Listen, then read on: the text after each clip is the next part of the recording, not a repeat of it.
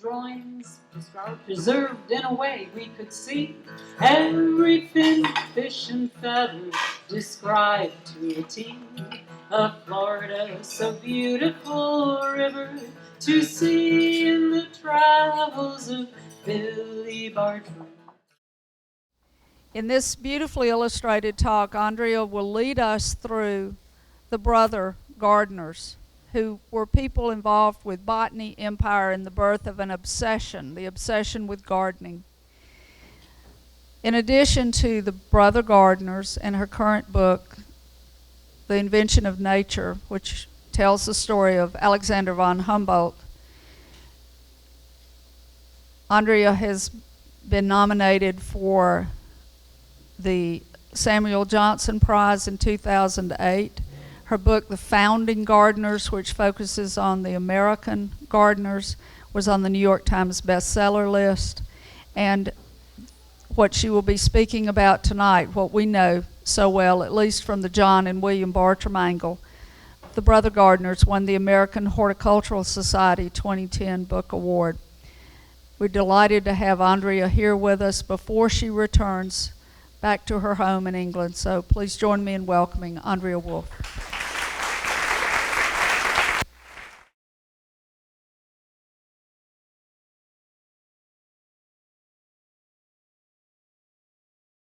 Okay, a room full of Bartram enthusiasts. That's pretty good for someone who's written a book about the Bartrams. So I'm so delighted to be here. And but I'm going to basically, I'm not going to really talk about William Bartram, so I'm feeling a bit like a fraud standing in front of you. I'm going to talk about John Bartram, who was William's father and who is one of the 6 protagonists in The Brother Gardeners. And I will mention William Bartram a little bit, but John Bartram is the focus. But what I'm trying to do tonight, is to bring alive the world, the botanical and horticultural world in the 18th century. That was the world of the Bartrams. So my book, The Brother Gardeners, is really my attempt to understand why the British are such a nation of obsessive gardeners. And what I found was this amazing story of friendship, of competition, of the empire, of an obsession. It was a story in which, strangely, America plays an incredibly important role. And it's a story of a network of men, all passionate gardeners, scientists, plant collectors, who together created the craze for gardening in Britain, and who really turned the British into a nation of amateur gardeners. And I'm going to show you the 6 protagonists we're going to talk about a little bit today. So there was Peter Collinson, who was a London merchant, a Quaker, very wealthy. And then there was John Bartram, the father of William Bartram, who lived just outside Philadelphia. Then there was Philip Miller, and there's no portrait of him, so I can't show you one. Philip Miller was the head gardener of the Chelsea Physic Garden. Did we just jump on? Yes. Then there is Carl Linnaeus, a Swedish botanist who really classified the world of plants. His pupil, Daniel Solander, also a Swedish botanist. And then the very handsome Joseph Banks, who later becomes the nominal director of Kew Gardens and the president of the Royal Society. Together, these 6 men really changed the world of botany and horticulture and started a garden revolution that is still very much alive in the national psyche in Britain, I believe. But it is a garden revolution that started in America. Or to be precise, it started at a particular moment when something from America arrived in London. So let me take you to a cold January morning in 1734. Peter Collinson is in his office in London, in the city of London, and he leaves his office in a rush, and he's rushing down to the Thames, to the docks at the Thames. And on his way, he can see the dancing above the roofscape of London. He can hear the cries of the stevedores as they unpack the precious goods which have arrived from ships from across the world. These are ships that bring goods such as silk and tea from China, spices from the East Indies, sugar from the West Indies, and of course, corn and tobacco from the North American colonies. But he is not picking up any of this. He's picking up what he thinks is the most exciting merchandise he has ever received. He's picking up some plant boxes. And you can see to the right here some replicas, and to the left a kind of contemporary engraving how plants were transported at that time. Now, when he opened one of those wooden boxes, he could see hundreds and hundreds of kind of seeds wrapped in paper, but he also could see 2 flourishing cuttings of the mountain laurel. Now, in England, no one had ever seen the mountain laurel flowering. Peter Collinson had wanted the mountain laurel for a long time, but he had known about it through drawings that came from people like Mark Catesby, for example, who did this, who brought these images of this extraordinary exotic world in North America. So Collinson was absolutely excited when he saw these 2 cuttings in his box. And the box had been sent over by John Bartram. And it is the first box of many, many hundreds that will cross the Atlantic Ocean for the next 4 decades. And I think it's really the most important horticultural friendship in the 18th century. Bartram lived just outside Philadelphia in this house, which he built himself. And together, these 2 men, Collinson and Bartram, really changed the English garden, the English landscape garden, completely transformed it. Very early on, Collinson set up a subscription system whereby English gardeners would pay 5 guineas per box, and therefore they would get one of those seed boxes. And Collinson was so excited about this kind of new business venture he had created there, that he wrote very, very regularly to Bartram, asking for plants, more of those and more of those. And I'm going to read you a little bit from John Bartram's and Collinson's letters, because I think they very much show how excited these guys were about plants. So basically, Collinson orders more and more constantly. He writes, for example, "Pray send a root or 2 of hellebores," or "Remember all your sorts of lilies as they happen in thy way." So, he kind of imagines this kind of place where Bartram just kind of stumbles over them. He particularly loved the lady's slipper orchid, and he wrote to Bartram that their sculptural blossom makes my mouth water. So it's this kind of visceral, almost visceral reaction he has when he sees these plants. Now, when a shrub was thriving, Collinson, of course, got very excited, and the mountain laurel, the Kalmia, it actually took him 25 years from that cold January morning in 1734 to bring it to flower. When he actually manages to do that, he cuts off a branch and puts it in a vase and puts it on a table on his desk, and then he writes this to Bartram: "It stares me in the face, saying, or seems to say, 'As you are so fond of me, tell my friend John Bartram, who sent me, to send some more to keep me company.'" So it's never quite enough what he is getting. So over the years, a rhythm developed whereby Bartram would go plant collecting, seed collecting in the fall.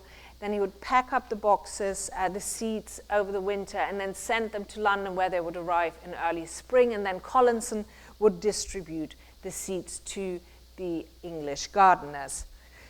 Bartram traveled across many of the colonies. He started obviously in Pennsylvania, because that's where he lived, but he also went to Virginia, North and South Carolina, Georgia, and then of course later to Florida. He traveled thousands of miles, climbing deserted mountain path, climbing up the trees, and then describing in loving detail, really, to Collinson what he had seen on these plant expeditions. And Collinson adored reading those vivid descriptions. Of course, he did this all from the comfort of his armchair in his house in London. But so he adored these descriptions, but he was a bit upset that Bartram never seemed to encounter any dangerous animals other than a rattlesnake. So this is what he writes to him. He asks, "Why has no panther sprung out of a thicket, or at least a bear wakened from his den?" Bartram spent a lot of time in the Appalachian Mountains, and this is pretty much what he would have seen. So kind of mountains covered in trees, where each crown of each tree kind of adds to the autumnal patchwork of reds and oranges. And many of the popular trees and shrubs in England at the beginning he collected here. So there were maples and scarlet oaks and dogwoods, conifers such as eastern hemlock, and then of course the mountain laurel and rhododendrons. But Bartram then also began to travel to North and South Carolina, because the English gardeners were really in love with flowering shrubs, with the kind of southern plants. And I'm just going to show you a few so that you can get an idea what the English gardeners adored so much about the southern plants. So the umbrella magnolia, for example, when Collinson received the first seeds, he wrote to Bartram, "My heart jumped when I saw them." So again, it's this kind of like, oh, finally I have them. Carolina allspice, for example, then the Robinia hispida, and no, that's all I'm having for the moment. Yeah. So these are kind of like flowering shrubs, flowering trees. They really form what we later understand as the kind of Georgian shrubbery. Most of them are really from America. When John Bartram's son, William, moved to North Carolina, to the Cape Fear region near Wilmington in North Carolina, John could actually begin to order some plants also from his son. So, for example, he was asking for the flowering shrubs I'm always pleased with, evergreens above all. You oblige thy father as you gather all the seeds thee can find. I want much. So, he doesn't leave any doubt what he wants. John Bartram got very excited when he heard about a very strange plant that grew in the Cape Fear region that seemed to open and close its leaves, the Venus flytrap. So John asked his son William to find out, because it will be a fine curiosity and furnish matter for philosophical contemplation. Now, why is he talking about philosophical contemplation here? He's talking about philosophical contemplation because this is a really, really exciting plant. This seems to be a plant that bridges the world of flora and fauna. It's a plant that can eat something. So scientists at that time just couldn't quite believe that something like this existed. And John calls it the comical sensitive plant. So in return for all these plants that Bartram sent to Collinson, Bartram then also sent European plants and also botanical publications from England. But during these early years in their friendship, Collinson very much sees himself as being above Bartram in his kind of social standing. For him, Bartram is this kind of humble farmer from America, and Collinson is this wealthy London merchant. So when Bartram, for example, has sent most of the seeds from Pennsylvania, Collinson suggests a plant collecting trip to Virginia. And this is what he told Bartram. Now, this is a man, Collinson has never been in America before. But this is what he tells Bartram. He says, "Pray, go very clean, neat, and handsomely dressed to Virginia, and don't disgrace thyself or me." But over the years, they became equals. And Collinson introduced Bartram by letter to some of the greatest scientific thinkers in Europe. He also began to read Bartram's scientific observation at the Royal Society, which was then really the most important scientific forum in Europe. But they also become a little bit like a bickering old couple, and they can have these kind of very petty arguments which can last a long time because the letters last so long to cross the Atlantic. One of them would start accusing, the other one. It takes 3-4 months for the letter to arrive. Then the other one writes back. It takes another 3-4 months for that letter to arrive. So, they are sometimes arguing about something that happened 2 or 3 years earlier. A lot of it is also about the kind of greediness of the English gardeners. So Collinson, for example, wrote that the English gardeners wanted more and different species because they are tired of the old ones. Now, Bartram did not like that, so he writes back, I have sent seeds of almost every tree and shrub from Nova Scotia to Carolina. Do they think I can make new ones? When a particularly large order arrived for southern plants, Bartram wrote, I would have all these chaps that want quantities of these curious shrubs to go to Carolina themselves to fetch them. Now, Collinson, on the other hand, always also had other strategies. So, for example, when he heard that other colonial gardeners were sending over plants to England, he writes to John, Dear John, don't be outdone by this fellow. So, tickles his kind of competitive side. There's also a lovely exchange about the Venus flytrap, because Bartram finally gets one, and he writes to Collinson that he had a French visitor to his house who, and this is what he writes, burst with laughing on seeing the kind of tooth trap kind of open and close. Now, Collinson was not very impressed about this because Bartram had failed to send him a Venus flytrap. So this is what he writes back. He says, while the Frenchman was ready to burst laughing, I am ready to burst with desire. And then he warns Bartram, never write to me more, for it is cruel to tantalize me. During the 7 Years' War, which started in 1756, they had some problems about transporting the plants over, so quite a few of the ships got attacked, and then Bartram only ever got paid when the boxes landed in London, so he was really taking the risk. But then at the end, and when the war comes to an end, Collinson is very excited because, this is what he writes to Bartram, thou wilt be able to sally forth again on new discoveries, and thy penetrating eye will bring hidden things to light. He's, of course, talking about Florida. So with this new edition of Florida, Collinson was excited to see even more new plants because Bartram had not been there. And Bartram agreed and said that Florida was the very palace of old Madame Flora.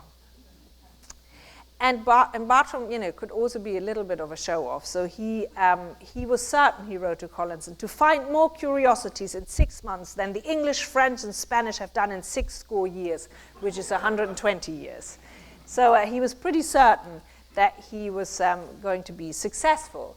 Now, this is a map of those travels, which I think a similar one is over there. Now, Bartram, who's now in his mid-60s, leaves in July 1765, Philadelphia, and then meets with William Bartram in North Carolina, and then they travel south to explore the St. John River. Now, I am not going to talk about this expedition because you're going to hear a lot from much more capable people than me about this tomorrow.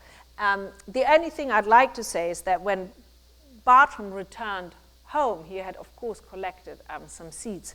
And he wrote to Collinson, I have brought home with me a fine collection of strange Florida plants. And then he sent a little box directed to thee. So this is a kind of, a little thank you for Collinson, who always distributes Bartram's plants without getting any money for it.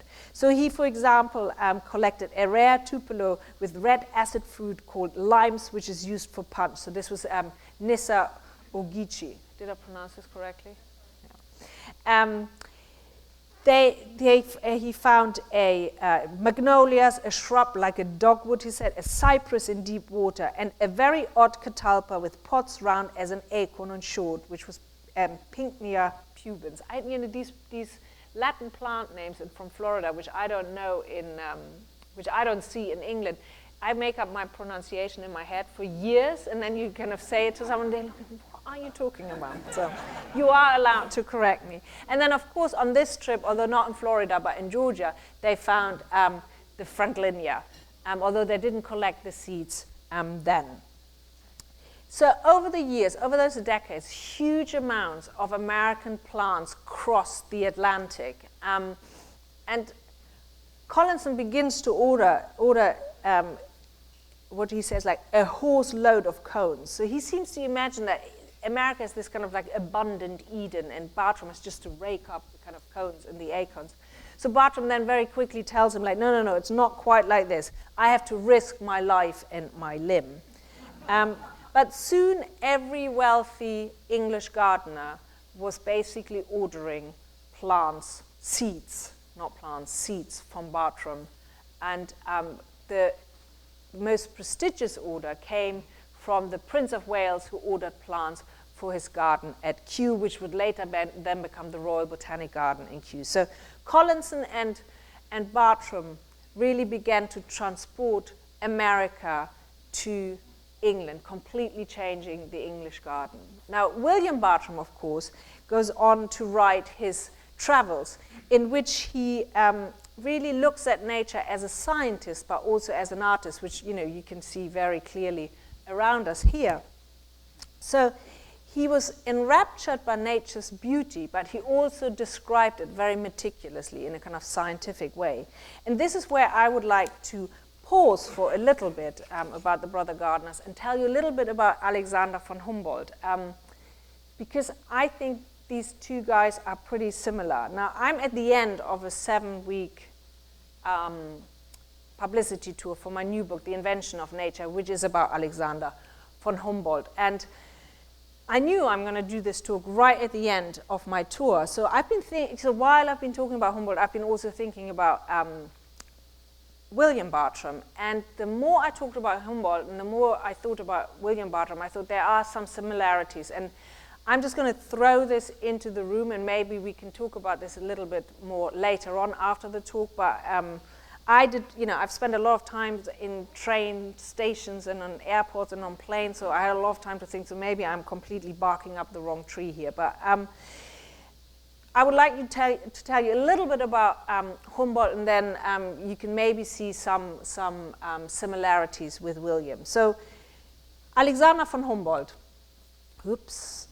was a visionary thinker and scientist, and his contemporaries described him as the most famous man after Napoleon. They described him as the Shakespeare of the sciences, yet today he's almost completely forgotten in the English-speaking world. But he was the most famous scientist of his age. So let me give you a few facts. So he's born in 1769, same year as Napoleon. He was the second son of a wealthy Prussian aristocratic family from Berlin. But he left his life of privilege and he went on a 5-year exploration of Latin America. And this was really a voyage that shaped his life and his thinking, and that made him legendary across the world.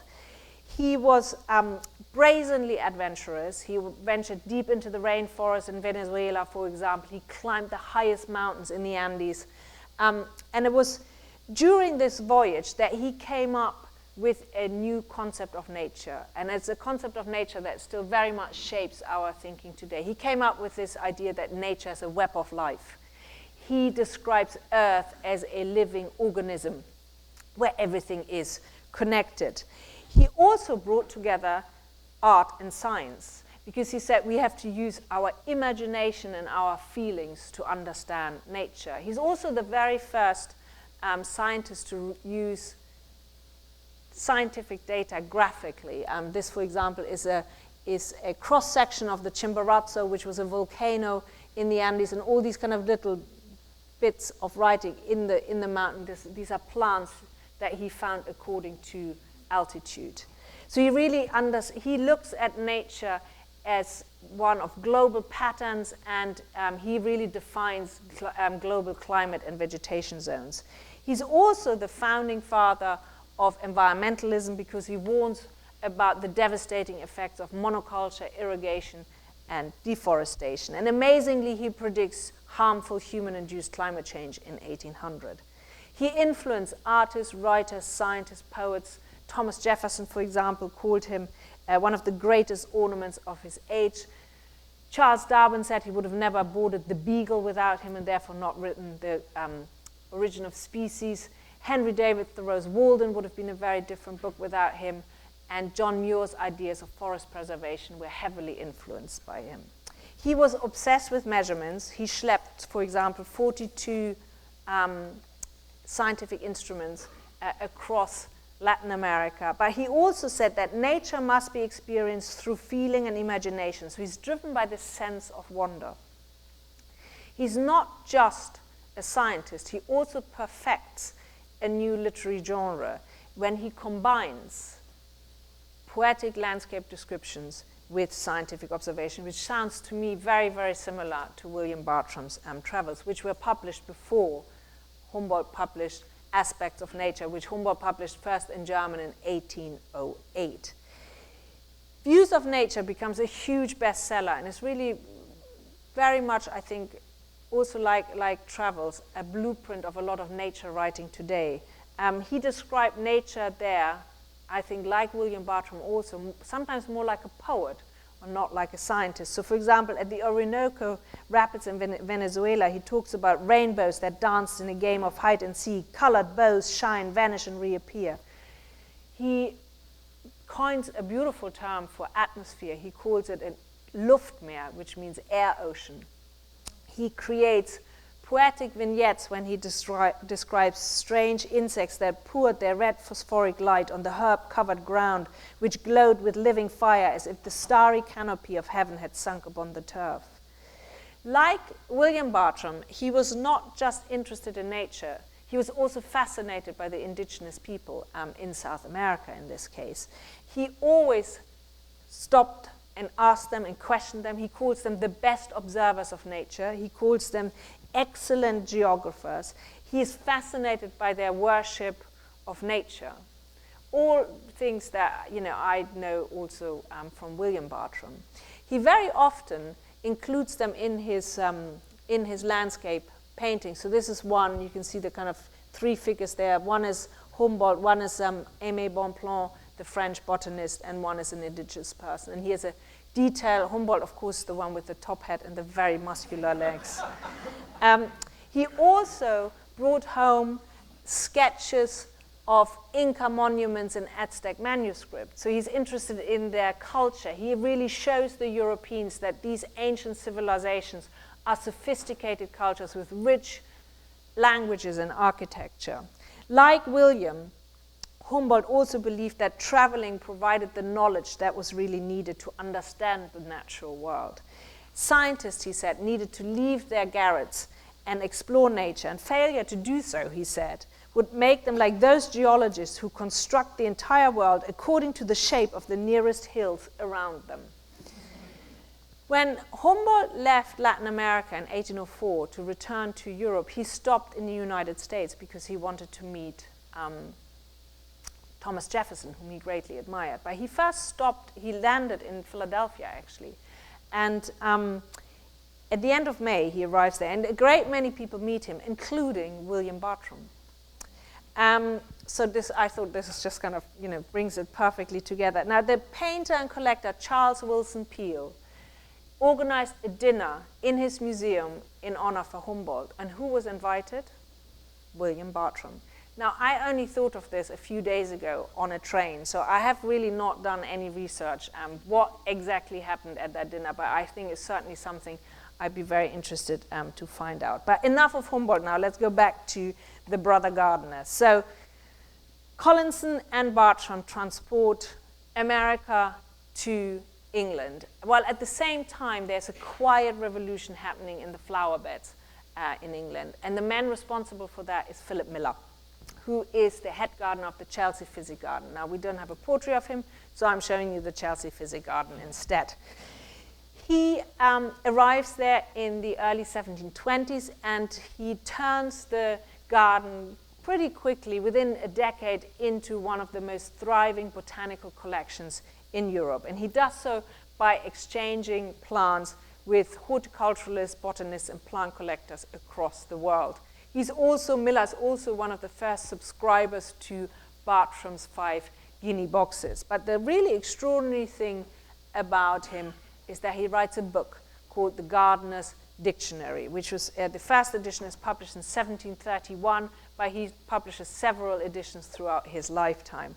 Now, this is the very first systematic and comprehensive manual about practical gardening. It is what he does is he lists plants alphabetically, all the plants that are in cultivation in England, and then he gives information how to nurture, propagate, and cultivate them. Pretty much what we know from plant encyclopedias today, only that was the very first one. Everything in this book is based on Miller's daily observations in the Chelsea Physic Garden. This is the very first time that professional knowledge is available to the amateur gardener. And this is the big Gardener's Dictionary, but he also publishes it as a cheaper, smaller version so that it can really be used by gardeners in the potting shed.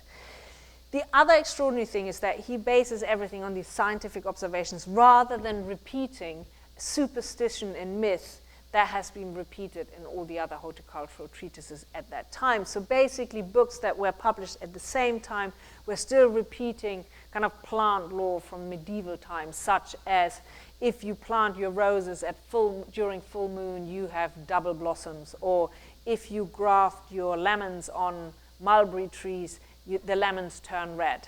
So this was purely built on scientific knowledge. So this really changed the English gardening world. It is the mother of all plant encyclopedias.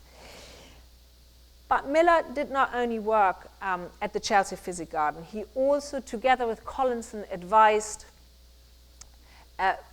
wealthy aristocratic gardeners on how to lay out their gardens and how to plant them. And they did that with Bartram's plants. And one of the gardeners they worked with was a man called Lord Petre, who had an estate called Thorndon in Essex. And Petre is one of those figures in garden history which basically have completely disappeared. But during his time, he was seen as one of the most innovative gardeners in England. He was one of the first subscribers to Bartram's boxes, and he ordered a lot from him. In his estate, Thornton, he had 200,000 foreign plants growing, and he's the one who calls them all the brother gardeners. So he's very passionate about gardening. And what they did, Miller, Collinson, and Petre, really with the help of Bartram's plants, is that they dismantled the ideas that had underpinned the kind of formal garden of the late 17th century and the early 18th century. So this is how a typical garden in the early 18th century would have looked like, very much a garden that is ruled by straight lines. You can see the hedges being cut here into tall green walls, straight paths, topiary. So this is really a garden where no flower head, no branch is allowed to grow unruly. Everything is kind of ruled by geometry. Now this is a plan of Thorndon, and what you can see here is it's a garden where you can still see quite a lot of straight lines in, but you can also see some kind of wiggling lines. So you see clumps of trees, serpentine pathways. So this is the very moment of the beginning of the English landscape garden. This is the moment when the corset that man has imposed on nature is loosened. And they do this with Bartram's American trees, because these trees from America and these shrubs provide all these different shapes that gardeners before had to create with their pruning shears. They use them, Collinson says, like living pencils. So they become like brush strokes in a landscape painting. So what we have to bear in mind is that until Bartram sends his seeds from America, fall in England is a pretty lacklustrous affair. It's basically muted browns and yellows, but suddenly the English gardener can do this. They can kind of put the kind of bright red of maples against the buttery yellow of tulip poplar, for example. So the English gardener suddenly has plants that provide beauty all year round. They're very keen on American conifers and evergreens, because in England we only have 4 native evergreens. Bartram introduces witch hazel, so suddenly there is color in the middle of winter, and rhododendron. So all of these plants suddenly bring beauty all year round to the garden. At the same time, these new plants also bring a lot of confusion, because a lot of these plants arrive in different cities, and they have to, there's no system really in the naming. So gardeners get very upset because they buy a plant from Paris, and then it turns out 3 years later that's the same plant that Bartram has already sent, but they spend a lot of money on it. So they're all getting a little bit upset. And so there's one man who tries to bring order to this confusion, and that is the Swedish botanist Carl Linnaeus, who is an obsessive cataloger and who calls himself, rather modestly, the Prince of Botanists. He is ambitious, he is arrogant, but he's also a genius botanist, and he likes to show off, in particular in this Lapland costume. He goes to the Netherlands dressed like this to impress the botanists there. He also courts his wife like this, and clearly she must have been impressed because she marries him. In 1736, he arrives in London and wants to meet all the important botanists, gardeners, and plant collectors there, because he wants to introduce his new classification system. And the first person he visits is Collinson, and the second is Miller at the Chelsea Physic Garden. Now, what he comes up with is the so-called sexual system, and it's a classification system whereby he divides the plants according to their reproductive organs.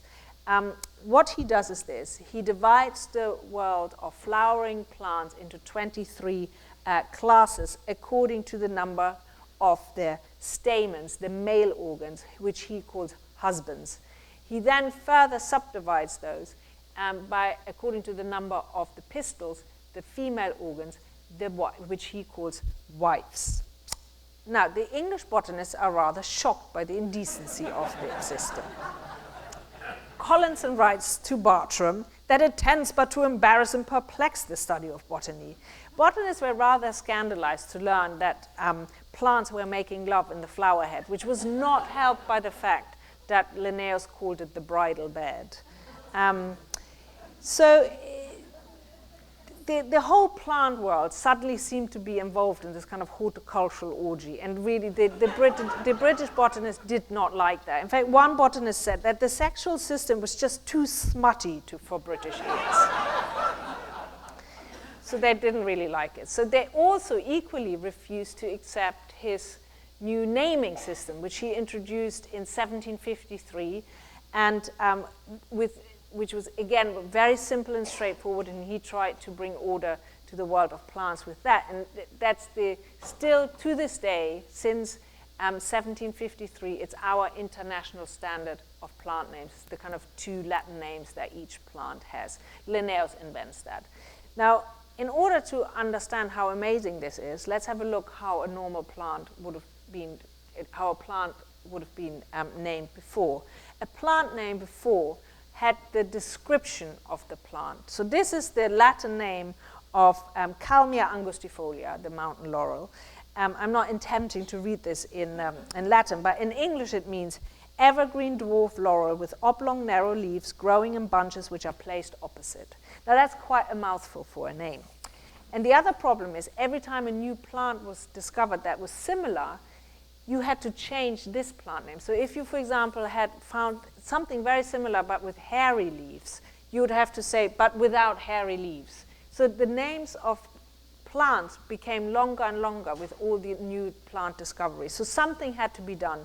So Linnaeus comes up with this very simple idea, which is basically like the plant has a first name and a surname. It's the genus and the species. And this new naming system gave Linnaeus the power to confer immortality on his fellow botanists, because he could name plants after them, which he did a lot. So, for example, the mountain laurel, the Kalmia, is named after his pupil Per Kalm, or the Rudbeckia is named after his teacher, Olaf Rudbeck. However, he was not just a nice person. He could also use it in revenge because, of course, there are also ugly plants.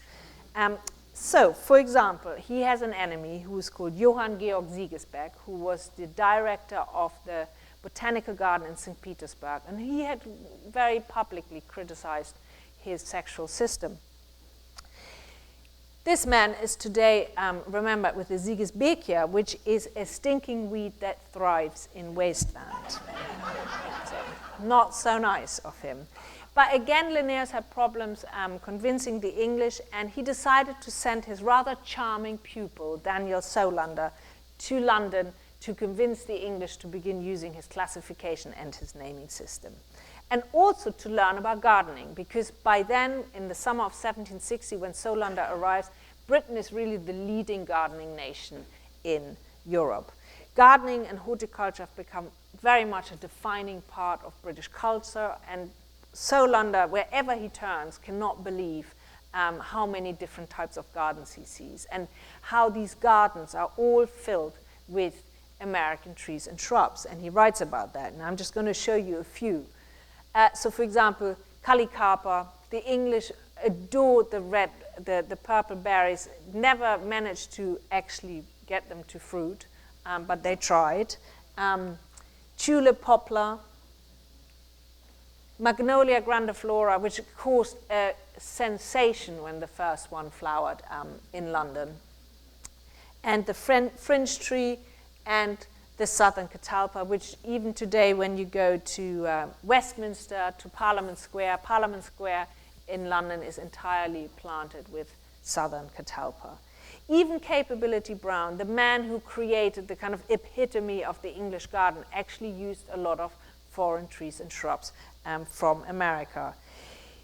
Now, Solander was absolutely in love with the English and the English love for gardens, and everybody adored Solander. So Collinson very quickly decided that it would be a good idea to keep Solander in London, and basically facilitated a new job for Solander at the new British Museum, where he classified the natural history objects. Now, Solander's extended stay in London caused some kind of consternation in Uppsala in Sweden, because Linnaeus was waiting for him to come back, because he had trained him as his successor, and he had also promised his oldest daughter to Solander. So he was getting a bit upset that he didn't hear anything from Solander. In fact, it took almost a decade until he heard from him. And that was a letter that Solander wrote from Rio de Janeiro, because Solander had joined Joseph Banks and Captain Cook on the Endeavour voyage across the world. In 1768, he had embarked on the most daring voyage that the British had ever planned. It was Banks who had paid for Solander's passage, and Banks was 10 years younger than Solander. He was handsome, he was incredibly wealthy, he was one of the wealthiest landowners in England, and he was absolutely passionate about plants. He, like the other brother gardeners, had been in love with plants since childhood. He had spent a lot of time at the Chelsea Physic Garden, because his mother lived next to the Chelsea Physic Garden, and he had met Solander in the reading room of the British Museum, where he was looking at the herbarium specimens. So they became friends, and Banks asked Solander to join him, and so they set sail in August 1768. And 3 months later, they arrived in Rio de Janeiro, which was then a Portuguese colony. And they couldn't wait to get off the Endeavour, off the boat, to do some plant collecting, because that's the reason why they went on the Endeavour voyage. However, the Portuguese viceroy decided that they must be spies, and said, well, you're not allowed to come ashore. So there they were on the Endeavour, looking through their telescopes, seeing these exotic trees kind of laden with fruits, seeing, bougainvilleas dripping with kind of purple and pink blossom, so close and yet so far away. So this is what Banks writes to a friend at that particular moment from the Endeavour. He says that he felt like a Frenchman laying swaddled in linen between two of his mistresses, both naked and using every possible means to excite desire. So again, this very visceral feeling for plants. Linnaeus expresses something very similar when he's waiting for his pupil Per Kalm to come back from an American plant expedition. This is what Linnaeus wrote: "I long for him like a bride for 1 o'clock at night." So off they sail, they leave South America, and the Endeavour sails to Tahiti, where they observe the transit of Venus. But Banks and Solander are quite excited also about the women there, but also, the plants are also very nice there. And then they sail to New Zealand, and then almost 2 years after they left England, they arrive at a place where no white man had ever been, the east coast of Australia. And they cannot believe what they're seeing there. There are all these kind of incredibly strange plants. They see these kind of towering eucalyptus trees. They find the Banksia, which of course is named after Joseph Banks, and the bottle brush. So all of these plants just look very different to what they know. They find so many new plants that they call the place of their first landfall Botany Bay. When they return to England in July 1771, their portfolios of pressed plants is filled to the brim. Some 30,000 specimens, 3,600 species, of which 1,400 are new to European botanists, and they are celebrated like heroes. And over the next years, Banks uses his new fame to turn London into a center of botanical and scientific inquiry. He sends out plant collectors, but he also asks army officers, missionaries, merchants to send plants back to London. He becomes the president of the Royal Society, the nominal director of Kew, and he turns his private house in Soho Square into what he calls an Academy of Natural History. Unlike Collinson, Banks did not collect for beauty or botanical completeness. He collects because he believes that plants will bring economic profit to the country. So the first step in this endeavor for him is to turn Kew Gardens into an engine of imperial growth, into a storehouse of the empire. So the idea is to collect plants everywhere, send them back to Kew, test them, propagate, experiment with them, and then send them, if they believe they might be good agricultural crops, to the British colonies abroad. So it's his idea, for example, to steal tea from China and to bring it to India. It doesn't work that time around, but 40 years later someone else does that. It is his idea to bring breadfruit trees from the East Indies to the West Indies. So he sends out Captain William Bligh on the Bounty in 1787 to pick up breadfruit trees from Tahiti and bring it to the West Indies, where he believes that they would make very good food for the slaves on the sugar plantations. Now, we all know that venture didn't go quite according to plan. So after the infamous mutiny on the Bounty, the last thing that Captain Bligh sees of his breadfruit trees are 1,015 of them, all neatly potted up in the great cabin. Now, I found in the archives of the National Maritime Museum in Greenwich in London, I found the ship plan of the Bounty. And this is a detail. And what you can see, this is the detail of the great cabin. And this is designed by Joseph Banks. So what he does is he basically turns the great cabin into a garden. He puts skylights in. All the round circles are the pots for the breadfruit trees.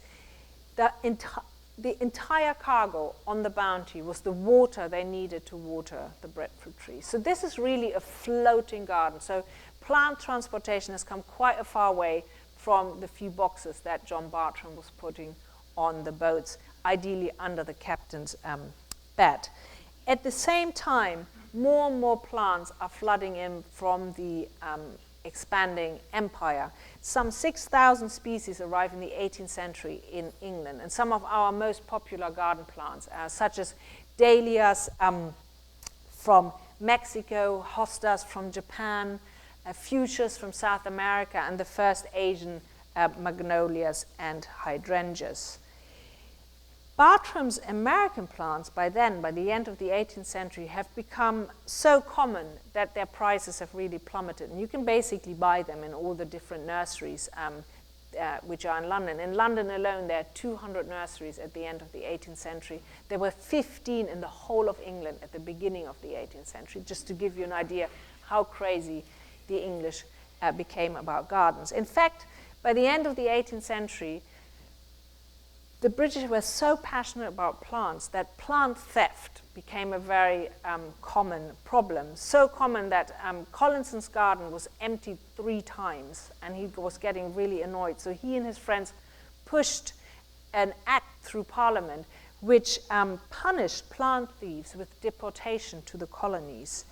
And when I looked through the proceedings of the Old Bailey, which is the court in London, I found several court cases where thieves were sent to the penal colonies for plucking up, digging up, breaking, spoiling, and carrying away flowers, shrubs, and trees. But let me finish with one final look at the English obsession with gardens.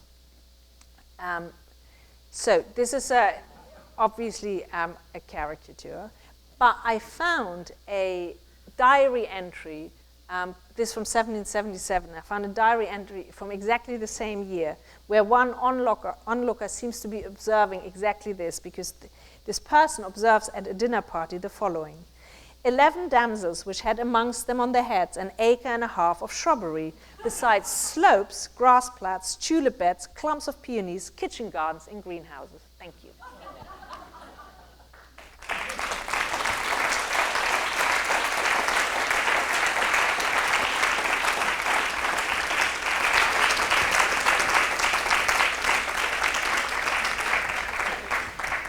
I am very happy to take questions.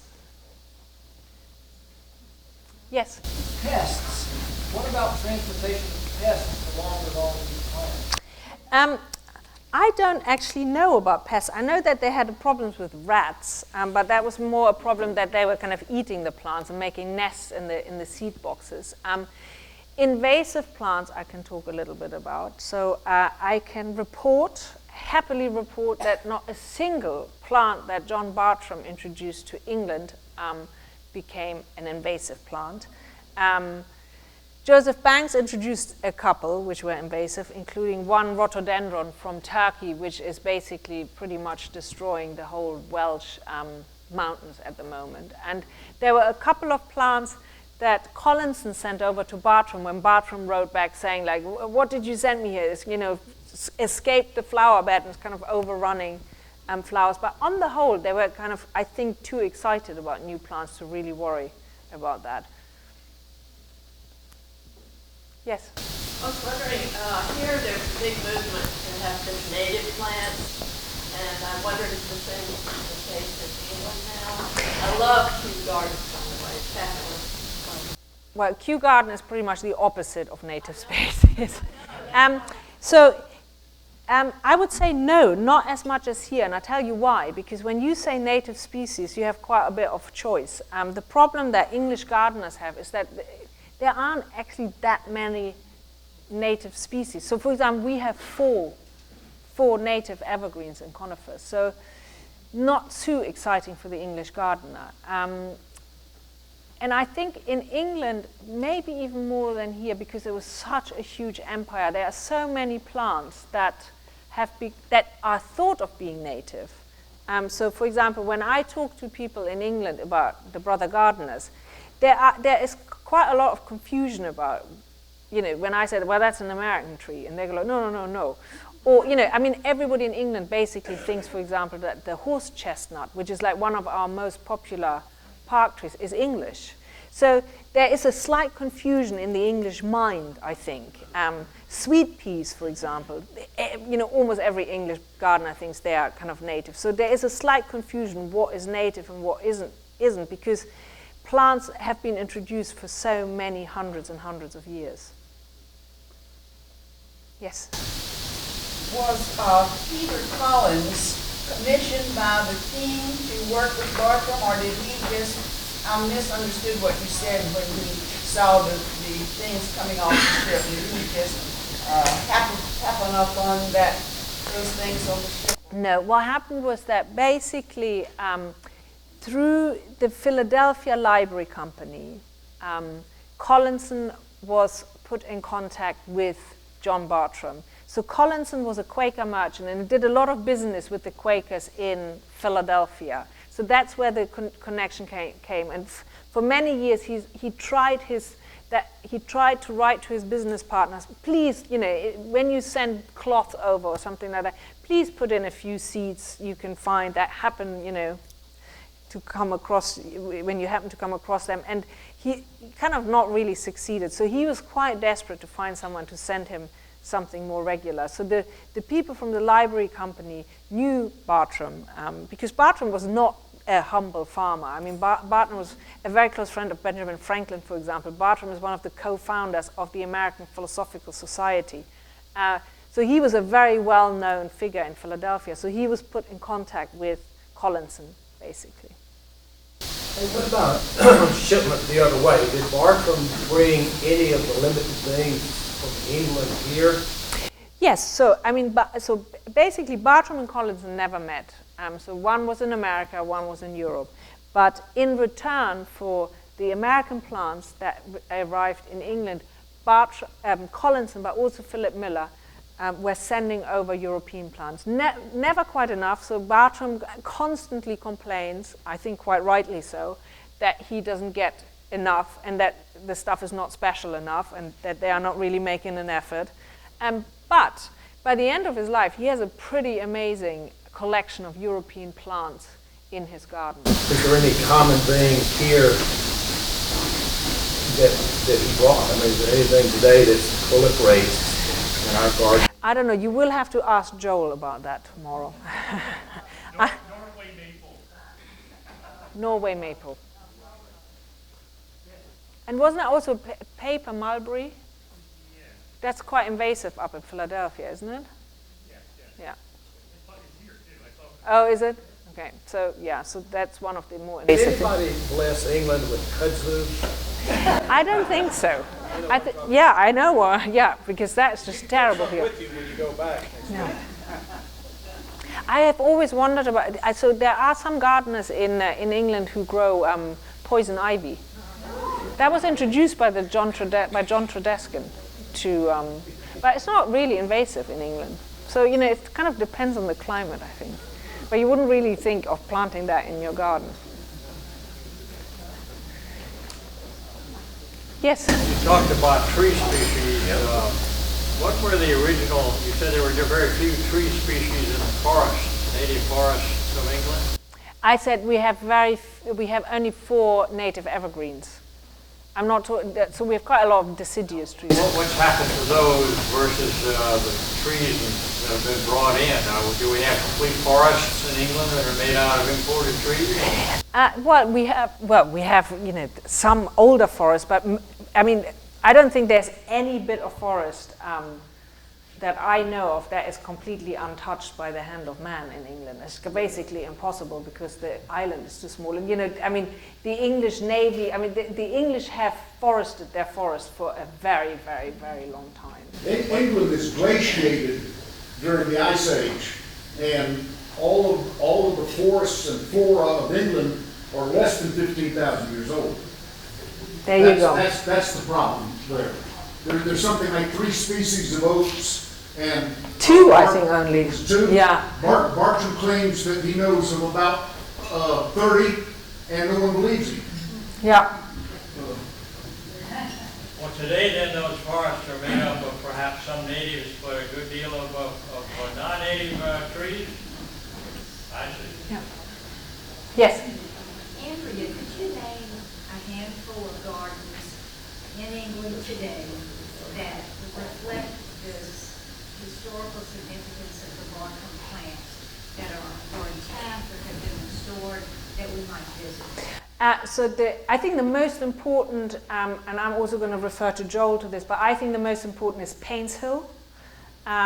They worked quite closely together with Joel and Bartram's garden to bring back the kind of the historic species that came from Bartram's garden. And they've really done a lot to replant their, Georgian shrubberies and their clumps of trees with the American species. So that, I think, is really the most important. And then another garden, which I think is absolutely worth going to, although it's very different, is the Chelsea Physic Garden. I mean, that's still a botanical collection, but it's a gem of a garden in the middle of London, and they have one section where they only grow North American plants. I don't know, Joel, do you have another idea? Yeah. Yes. Would you care to expand on the meaning of Alexander von Humboldt and Bartram any more than what you analyzed this with in your talk? Because Humboldt's a very interesting character to me. And in reading your book, I didn't get that. I was like, oh, he just passed right by and he got in the carriage and went right to D.C. from Philadelphia. Can you expand on that? I can't really, because I've only thought about it, on my many plane journeys recently. So I mean, Joel, do you know anything about? I mean, I know that someone describes that. The reason we know that is the Reverend John Bateman, the well-known Charleston ornithologist and natural historian, late in his life, after 1866, gave a public address on a Humboldt Day in Charleston, and talks about how he met Humboldt in Philadelphia in 1804. He was less than 20 at that time, and had become friends with Alexander Wilson, who was an ornithologist in Philadelphia, and was part of the group that went and met Humboldt. Bateman was from a German family, so he could speak German. So he was the only one that could speak directly to Humboldt easily. I guess Humboldt knew French. No, but Humboldt could speak. He's fluent in French, in Spanish, and also English. But anyway, for some reason, this young Bateman and Humboldt became close friends and corresponded for the rest of Bateman's life. So anyway, in his account, he talks about meeting Humboldt and how it was a defining moment in his life. He doesn't really say too much about the Bartram. Yeah, so it's just a passing. So that's the only thing I've read so far. So it's a passing mentioning, and I haven't really looked at it. I just wanted to, because it popped up and I thought, here's a room full of people who are interested in William Bartram. I might as well throw it in here and see if, someone can come up with something. But I think there's a similar approach. Humboldt was, in his lifetime, much more famous than William Bartram. So many more people read those ideas through Humboldt. But I was just wondering if they talked at all. Humboldt also has the reputation of talking basically into a room kind of quite randomly and not listening to people, what they say. So, Darwin, for example, who adores Humboldt, he's this kind of mythical hero in his head. And then when they finally meet in 1842, Darwin can't get in a word, and he writes to a friend that he was chattering beyond all reason. He's just so frustrated. So I don't know. Maybe they didn't talk at all. Maybe it's just because there's something in the air that a few people do begin to kind of bring these things together. So sorry. I know, isn't that amazing? When I read that, I was like, okay, I can't believe that. I've mentioned it actually in the book, but literally only in passing. Yes. So how did you get interested in the history of natural history? Kind of, serendipity, I suppose. So I studied design history, which is really the history of architecture, but I was always really interested in the landscapes around the house, because I was interested in the 18th century, and I think in the 18th century you can't really look at architecture without looking at the gardens in England. So I kind of stumbled into the gardens from a design historical perspective, and then I got interested in botany, and then I got interested in science, and so I think I've kind of gone. Now I'm doing history of science, really, and I'm interested basically between the relationship between humankind and nature. That's, in the 18th and 19th century. Well, thank you very much, Andrea.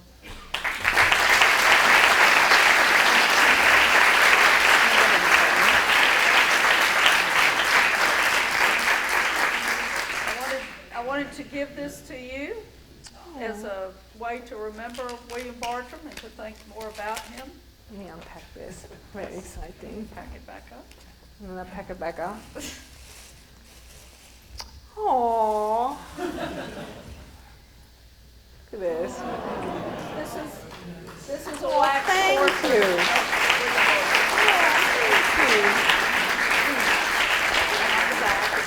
And on the back it says, a striking likeness of William Bartram for Andrea Wolf with deep appreciation, the 2015 Bartram Trail Conference, Palatka, Florida.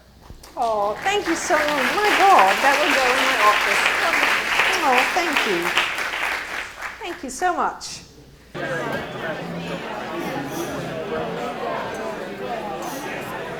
So our first speaker will be Dr. Nancy Hoffman from Villanova University on the 2014 census of William Bartram's travels. So please join me in welcoming Nancy.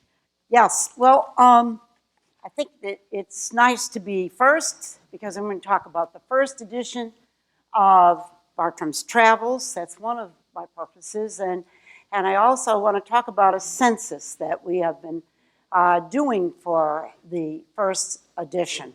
So we all think we know, I think, what was in that first edition, but we rarely actually look at copies of the first edition. So what I'm going to be doing is reviewing what did that first edition look like, how did it come about, and some of this may be very familiar to you, and I'm sorry about that, but it may not be familiar. Some of it was not familiar to me. I hadn't looked at it in a long time. So it's nice to have a review. One of the things that Joel and I attend on a fairly regular basis is a ongoing funded seminar at the University of Pennsylvania, and it has been studying the importance of rare books, and they come from all over the world, and scholars come from all over the world. And so we got to thinking, well, you know, Bartram's Travels is a rare book, and how many are still left of the original publication? We don't even know how many copies were part of that original edition. So, and is it important to know this? Well, I think it's important for a couple of reasons. I'll be really quick as I can. It was the first major original publication in America. And for me, that's a really significant thing.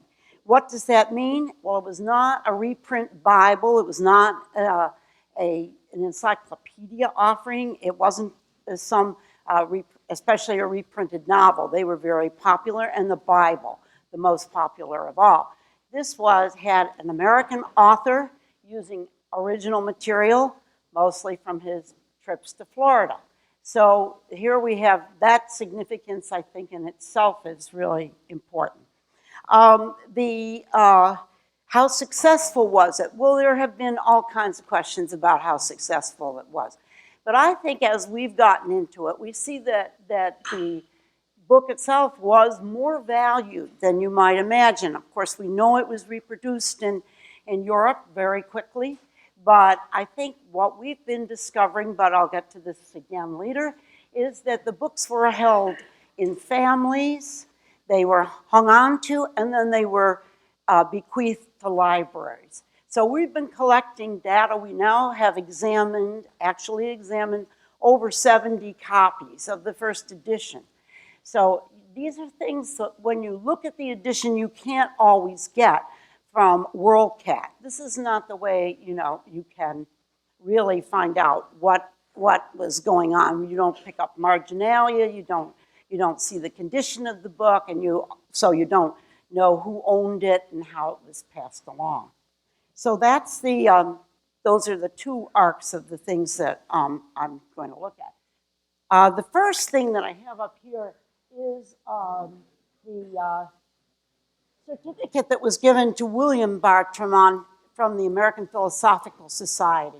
It was not exactly equivalent to a high school diploma or a college diploma, but it was issued at the time that he was pulling together his edition, the first edition, or making the first attempt, the first part of the first proposals. And so I think gives us some sense that he was a respected member of the community And I think they're over in the bottom right-hand corner. You see the important people who have signed, including Franklin and Samuel Vaughan, who is actually the first president. And I can't actually read all those right offhand. But anyway, you see, so it acknowledges his importance. This was the first possible proposal, and it was circulated by Enoch Story, Jr., who was one of the leading printers in Philadelphia. Joel has pointed out that the border around it is a very old-fashioned sort of border. And so if he had, in fact, been successful with this particular proposal, it might not have been as nice a book as Travels actually turned out to be. This is, as you can see, older. As you'll see, and then we have an advertisement for the second. I feel like I skipped one here. I'll try and come back to it. This was the second proposals, an advertisement circulated by Thomas Dobson. And here he has, the things that we picked. This was a recent find, actually, in a Philadelphia newspaper. And you can see that there are advertising the price at $2 and the number of elegant engravings and the choices that a subscriber might have. He could, in fact, subscribe to these extra plates. Well, in fact, 8 numbered. And we're going to be looking at what those plates were a little later on. But in fact, these copies were not really sold. There were only, as far as we know, there are 3, maybe possibly 4 of these in existence that have these extra plates. They're not the plates of the things you see around here, so you'll be looking at it. So here was the second proposal, and this proposal was circulated by James and Johnson, who are 2 Philadelphia printers who had recently come to the city from up in the Reading area, and they put together this proposal. I think it has a much nicer format. I will only say down here there are conditions that they will not print unless they have a certain number of subscribers. And you can read that in number 3.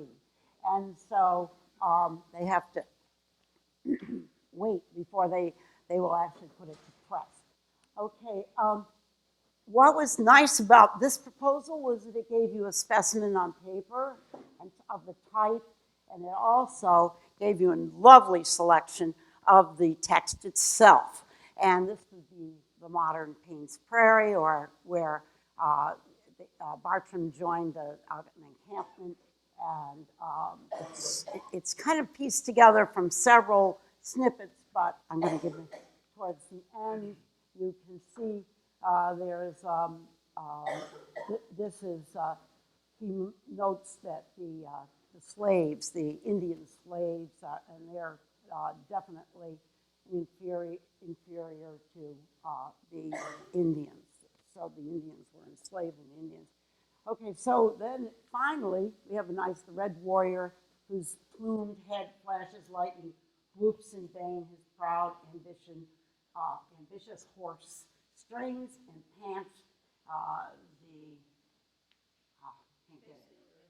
earth glides from under his feet, his flowing mane whistles in the wind as he comes up full of vain hopes. Well, that's, very typical Bartram prose, and you get this nice sample. So this was page 2.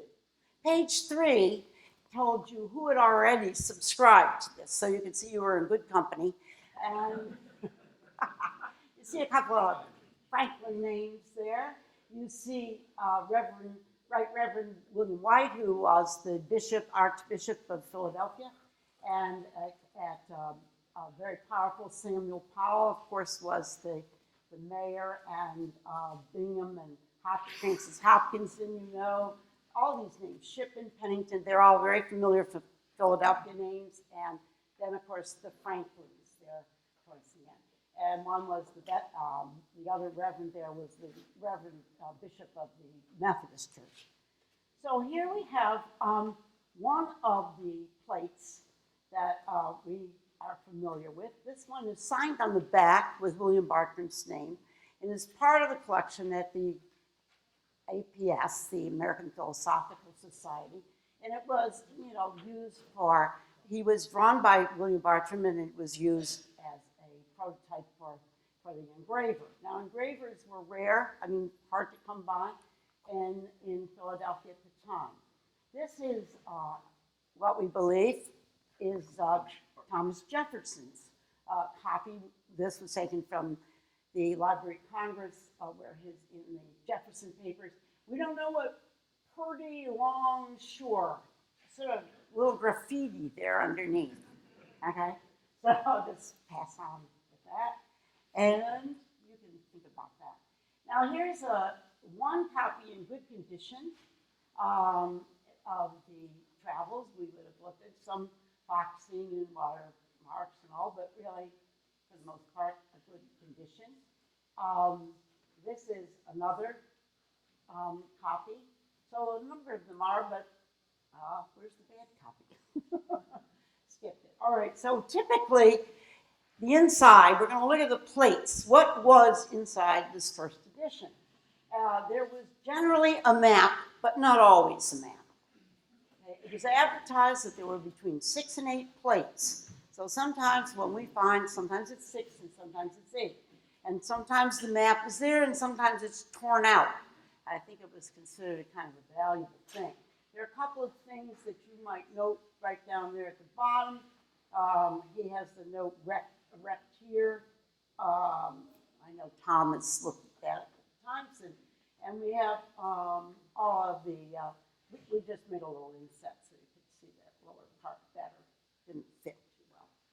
But the map was apparently, I think, quite an achievement. So here was one plate, the Ixia celestina, and such a beautiful flower and plant. And so, of course, these were not colored plates, mind you. These are black and white. I was really, shocked that Earl of Derby has one of the original paintings, and we have that in the book that we did, but here it's even pretty in black and white. All right, and our second one here is the Annona grandiflora, or the pawpaw, and so that is something you may be familiar with too. Okay, here we have the Andromeda. Right.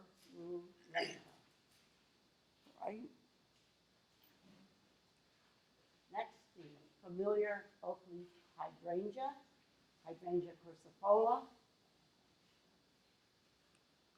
And here we have the head of a great soft-shelled tortoise. And this was often so big that it was folded into the book. Right? So, and then we have the turtle. But this is our, and these last two, we'll go back, and begins the next edition. So we don't, those plates that you just saw were really the total of what was available in the first edition. Now they could come tinted, but they weren't.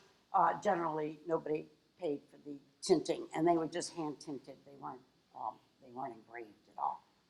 So we're now going to turn to that second proposal, and the one that actually does come to press and is advertised by Thomas Dobson, as we saw.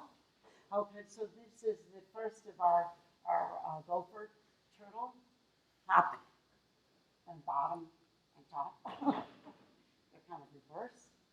And you see Trenchard's name down in the bottom on the right-hand side, William Bartram. So we have now these. And here we have the bottle brush buckeye. And the color isn't quite as strong as they are. Here we have two plants. We have the anomus, and then we have the Kalmia ciliata, which is the hairy Kalmia, and is the gopher apple. And this was typical of sometimes putting plants together in an illustration. Oops. Okay, Magnolia bassiata. So we have that, which is the fever fume, or Picnia bassiata. And here we have Franklinia. Oops, this wants to skip ahead. Magnolia auriculata, or the mountain magnolia. And finally, whoops, here we go, Franklinia. All right, and then there is the mountain, and there's the Onifera. So these were the plates that were available, but in fact, never really purchased by very many people. So today, where we would find this collection would be in the APS in a special folio known as the Delafield Barton portfolio, and that can be found online to look at too. But the existing copies, the only existing copies of this was one that William Bartram presented to the local Darby Library in Pennsylvania, and that has been turned to the Library Company of Philadelphia holds that. And another he gave to his friend William Hamilton, and that is in, I think it's Lisle, Illinois. So those are the only existing copies, and it may be that there's one more at Cornell, and we haven't yet looked at it. Okay. Well, what I would hope you might do is in your rambles, you would think about this. There are copies out there, and maybe you could give us a hand in identifying them. Collectors have them, private individuals have them, and I'm going to have up here on the table, if you'd like to take a look. This is what we've assembled of about 70 copies. And you can just, you don't have to take it, but you can look through and see the kinds of parameters that we're looking at. The size, the number of plates, any provenance, where it came from, where it's deposited now. And as I say, we'd like to eventually have an internet search and see how many copies we could come up with. And I think that will give us a very different perspective on how valued the book was and how many copies are still extant. So I think that's all. Did I stay within my time?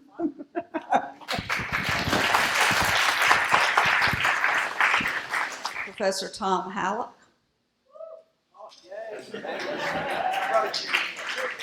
And he is going to take it not just straight from the water, but the river to text and text to river, a Bartram edition on St. John's River.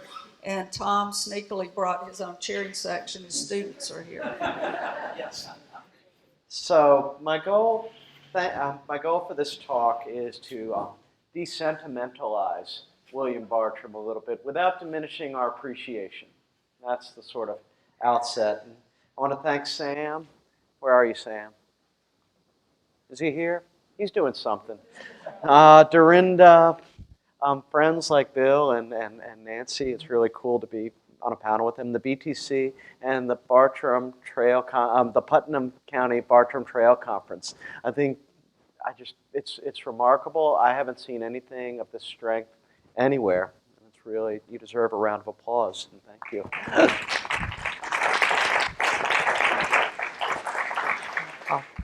Dick France and I are working on a book right now called John and William Bartram, Travels on the St. John's River. And the impetus for that comes from going up and down the St. John's with Sam and Dean. And as we were sort of jetting up and down in the motorboat, I realized that I'm a Bartram scholar and I lost the thread. And so I thought, okay, Sam, we need a story.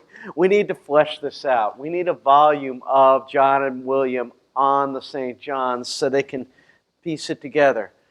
Working through university channels, we made an effort to get the book in time for this conference. Working through in university channels, it'll be published next year. Anyway. Anyway, everyone knows the story, right? William Bartram traveled up, he lived here 1765, 66, traveled with his father, traveled up the river in 1774, collapsed several journeys into one narrative of travels. If you want to reconstruct Bartram's route, I always tell people, read the report to John Fothergill. Actually, don't read Travels. Does that make sense? Anyway, what I was trying to do is provide the sort of storyline behind the travels that we read. If I can take this a little bit further, Nancy and Joel and I, about 10 years ago, tried to track down every scrap of paper and drawing and letter and manuscript that we could find for our book, William Bartram, The Search for Nature's Design. It is on sale in back. What did we learn? One of the things we learned is that Travels is a book of fits and starts. So the way I describe it to my students, reading Travels is like being with someone who's just learning how to drive stick shift. You're always jumping around, and I think that's partly the composite nature of the book. Also, Travels has a lot of really intriguing shadows. It has a lot of lacunae, or gaps. And one of the things that I've become convinced of is that if we read all of the documents, it's like a little flashlight that you can shine into the gaps. And I think in a lot of ways you get a more interesting story. That, by the way, is our map. Sam, where are you? Not Sam, Dean? Yeah, Dean did the map. It's going to be beautiful. We want a letter campaign to the University of Florida to make it a fold-out map. Anyway, I'd like to start with this straightforward question. Who paid for William Bartram's travels? John Fothergill. That's the easy answer. That's the simple answer. John Fothergill, yes, in 1773 gave William Bartram 50 pounds annually plus extra compensation for drawings. And we have this narrative of our head that William Bartram was this sort of lost ball in high weeds, sort of adrift. It's kind of true. But there were other funding streams with the Bartrams. One of the more disturbing documents that I came up with in our 10-year search was, I forgot who pointed out to us, who did find it, or everyone's known about it, but it's really a kind of bothersome document. It's a slave deed that you can see on the bottom there. William, all the way on the bottom, signed off on March 1773 for a, quote, vile hussy named Jenny. And William turned her over to his brother George. She was a slave, and she was sold on the market in Charleston for 50 pounds, 60 pounds. 60 pounds would have been 10 more pounds than he received annually for his commission for Fothergill. I'm not an historian or an economist. Colonial currency is very, very difficult to figure out. By one estimate, $10,000, $15,000, a lot of money. Okay, I would say the value. Think about it, it's 20% more than what he got for his fee. So this was definitely a revenue stream that Bartram had, even though he had the money from Fothergill. Even though we tend to have this idea of Fothergill being a happy relationship, Bartram being appreciative. When you read Fothergill's letters to William, they're incredibly condescending. You know, he knew what he was doing. The guy knew how to pack a plant. But then John is telling him, here's how you pack them. The Bartrams thought that the pay was low. And in fact, when the sale of Jenny came through, the vile hussy, for 60 pounds, George Bartram, William's brother, said he wanted to keep Fothergill and his agent, Lionel Chalmers, quote, in the dark. A little bit later, Lionel Chalmers in 1774 would be wondering why William wasn't drawing from his pay.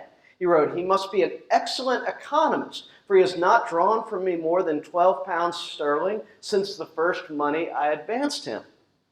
So we like to think about William Bartram as this unpredictable Billy Bartram who sort of wanders, who's kind of doesn't really care about economics. But I do think there are practicalities that William was very careful on working on. There were, like I said, multiple revenue streams in travels. Another thing, he relied a lot on patronage. He relied a lot on favors. Through a good deal of 1773, he stayed with Lachlan McIntosh, where he was sick on coastal Georgia. I want you to file away. There's going to be Lachlan McIntosh, a pop quiz in a little bit. So where did this money go for Jenny?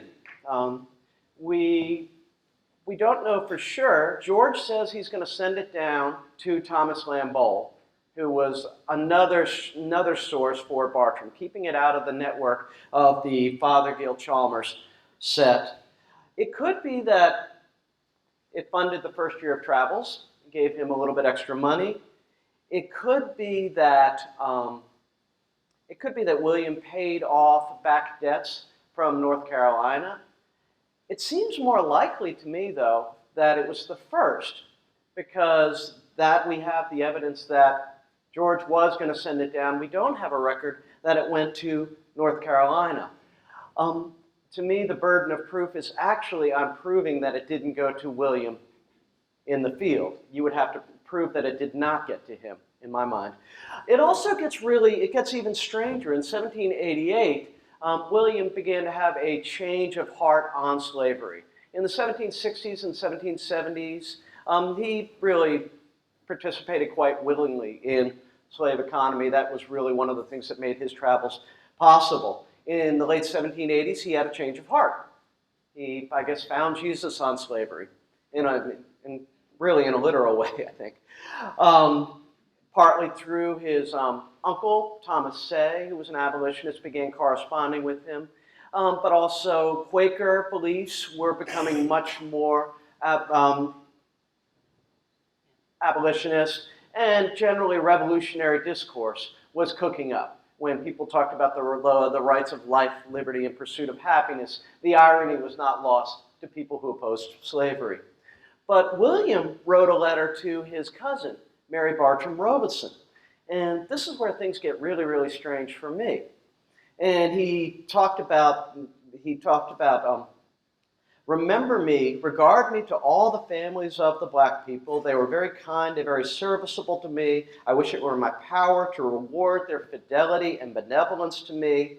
And he talks about going down to the tropical landscape and how beautiful it is. It's a very sentimental letter. And this is one of the lessons that I really want you to maybe take away from this, is that when you get this sentiment, when you get this poetic, maybe a red flag should go up, because in a lot of ways I think Bartram's romanticism is blistering over sometimes brute economic realities. In this case, he says, remember me to the families of the black people. But the weird thing is that Jenny actually came from the Robeson family.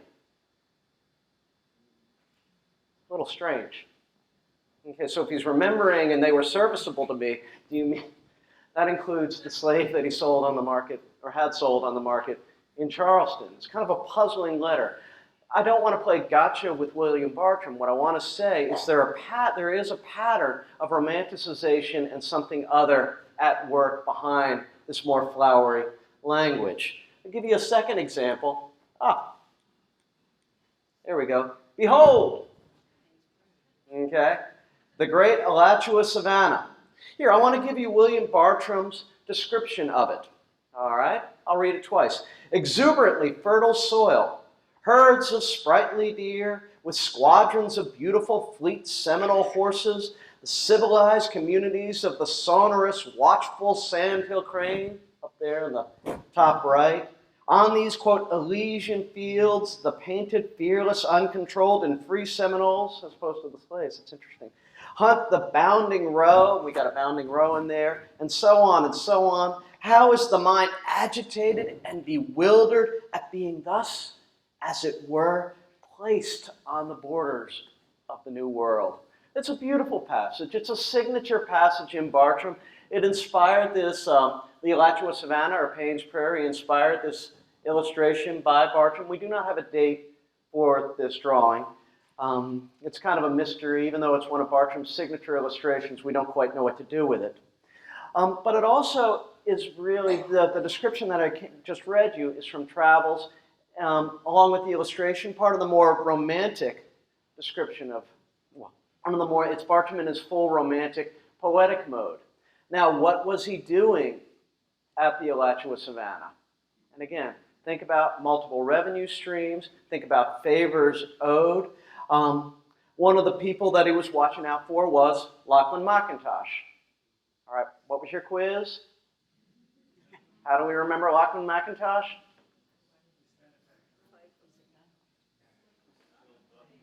Yeah, he spent a good deal of 1773 with him. And I think Bartram might have been responding. Bartram was returning the favor. Bartram worked a lot as favors. He would do something for him and something else would do something. He did a lot of tit for tat. Anyway, Bartram wrote, here's how Bartram described the same place, the Alachua Savannah, to Lachlan McIntosh, who was a planter. 100,000 inhabitants beside millions of domestic animals. Okay? It will someday be one of the most populous and delightful seats on earth. And so Bartram wanted to turn the Alachua Savannah into the villages. I got 3 minutes. Anyway, he says, very good and extremely proper for indigo and corn on the whole savannah in the summer and fall, a meadow of very good grass. Here in abundance, very fat cattle and horses. So he's talking about it from development point of view. The last, we all know that Bartram passed his former plantation. For some reason, some people call it a farm. I think it was a plantation. It was a small, unsuccessful plantation. I think we call it a farm because we want to sort of verbally fudge William Bartram. We want him to kind of be a better person than he was at this part of his life.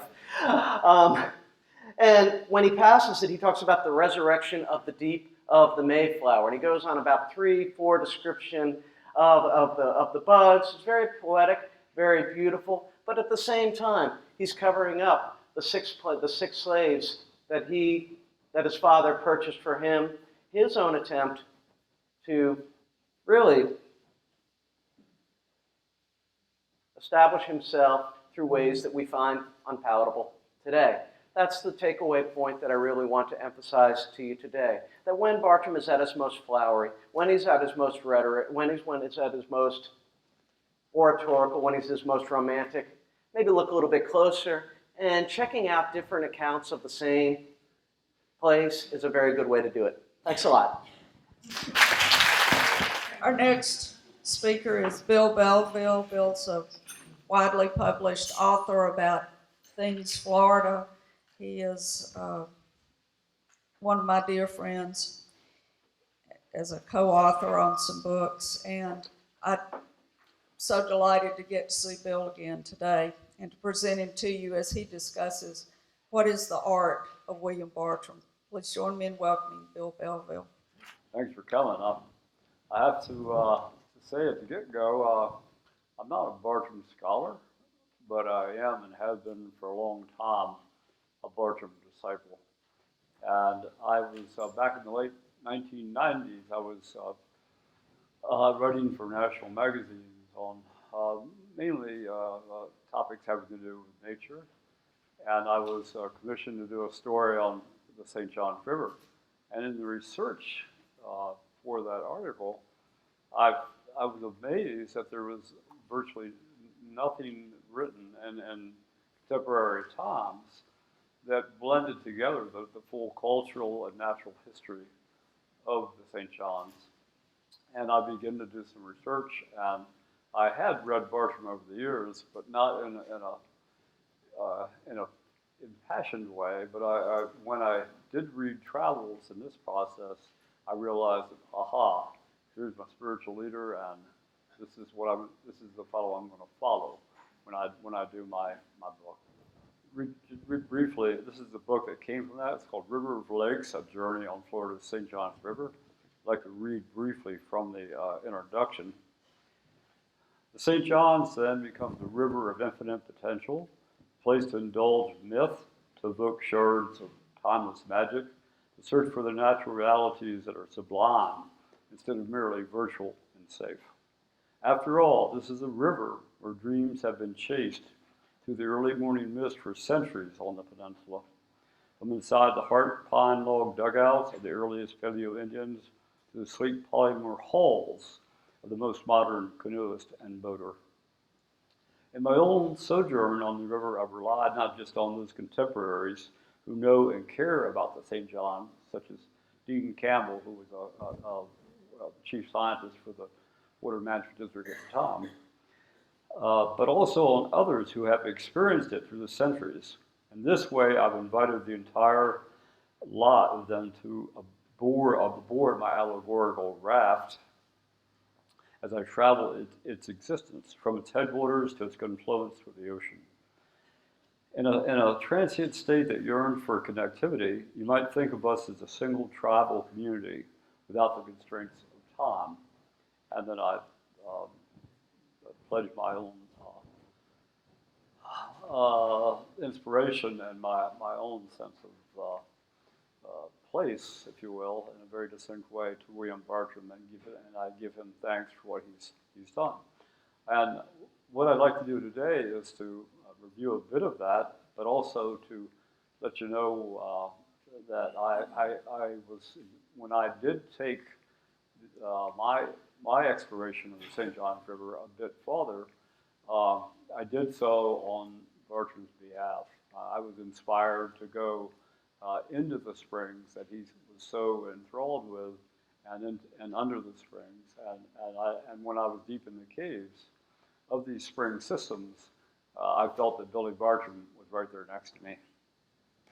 So the art and literature of William Bartram via the Grand and Noble San Juan, helping us appreciate Florida for the right reasons. And there's the beauty and certainly the natural beauty of the mirror of the natural history in the water has inspired many, many artists, Herman Herzog and many others through time. The attention of the traveler should be particularly tuned in the first place to the various works of nature. Here we find the real, and here we find what has been perceived by a man when he was going to a place that was wilder than one we could ever imagine. So, my own job, learning to see our geography and all it sustains, and to communicate its energy through books and documentaries. And here's a couple of the titles. Identifying a real Florida has always been tricky for both artists and writers. And that's why it's not a small thing to, when we do go forward, we want to do so with accuracy.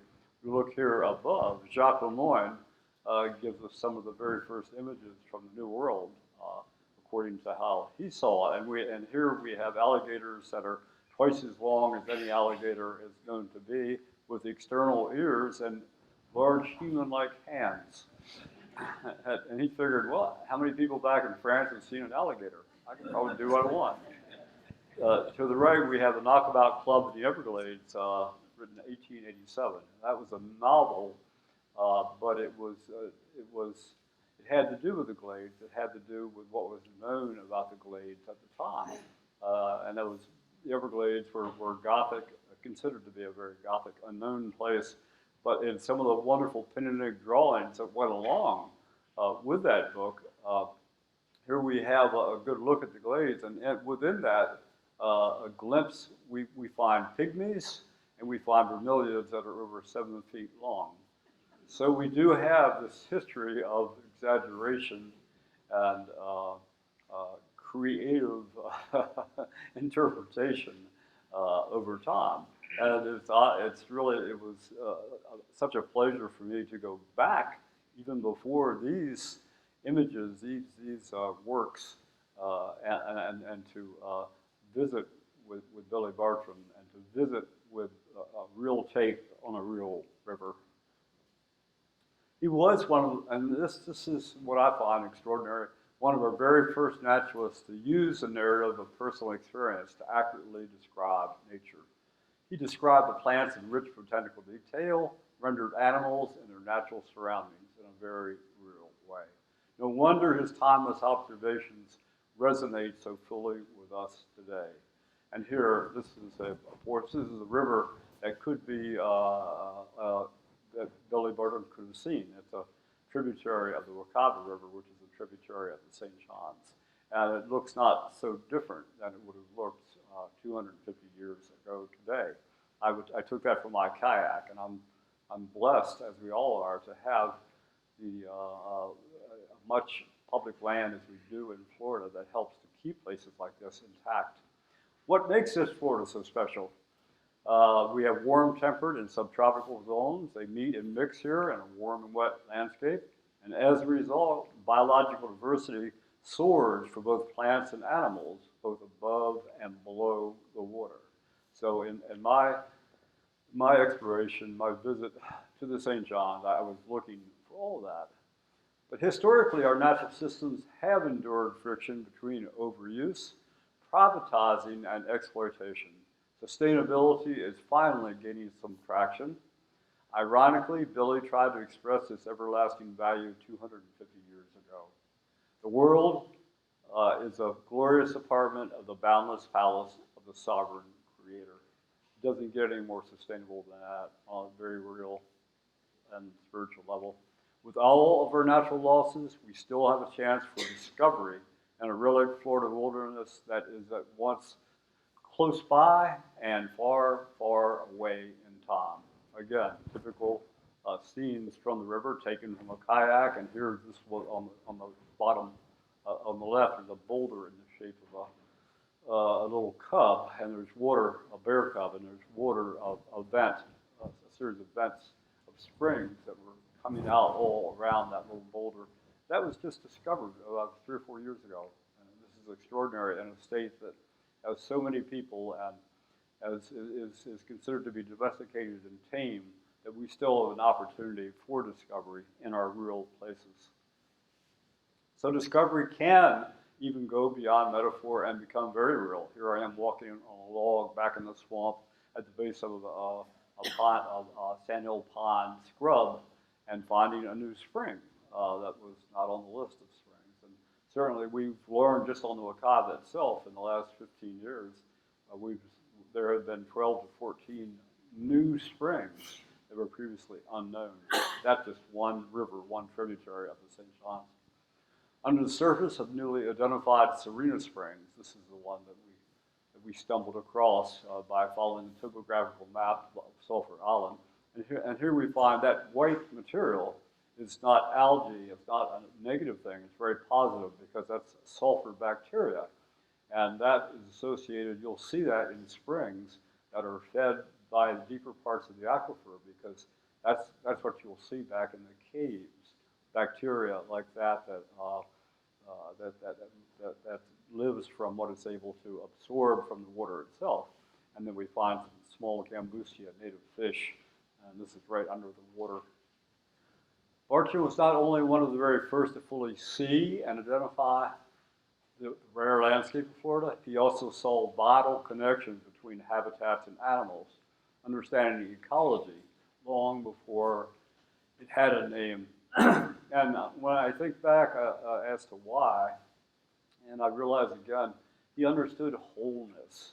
And when years ago I was trying to understand nature and nature writing, I went back to Aristotle, who was really one of our first nature writers. And Aristotle once wrote that love is wholeness, or the pursuit thereof. And I realized wholeness, that is what Bartram saw in the landscape. He saw the wholeness. He saw the completeness of the ecology. In doing so, he paved the way for those who would treasure Florida for all the right reasons. After considering a human history that extended 12,000 years and more on our peninsula, the beloved 20th century scientist and author Archie Carr wrote, more than almost anywhere else in America, it was nature that drew people to Florida to start with, and which I'm hoping that one of these days some of our more enlightened politicians will understand that if indeed people came here for nature, they're probably still here for nature, and if nature goes away, economically, there will be some repercussions, guys. Appreciating real Florida becomes an act of celebrating the vernacular, the particulars of nature, and how it shapes place. We have the black bear, like many of our animals here, speciated. So this is the Florida version of the eastern black bear, and we have a lot of animals that also live in springs and in caves, but are also speciated by the individual caves themselves. Here I am trying to find the actual headwaters of the St. Johns River, and that's Fort Drum Creek. That's the very beginning of the river as it flows out of the swamps around Lake Okeechobee, 310 miles away from where the river confluxes with the ocean east of Jacksonville itself. And here's a 19th century drawing of the shoreline of Sanford, which gives you a sense of how important that river was to places that were created, actually, and sustained by the existence of the river.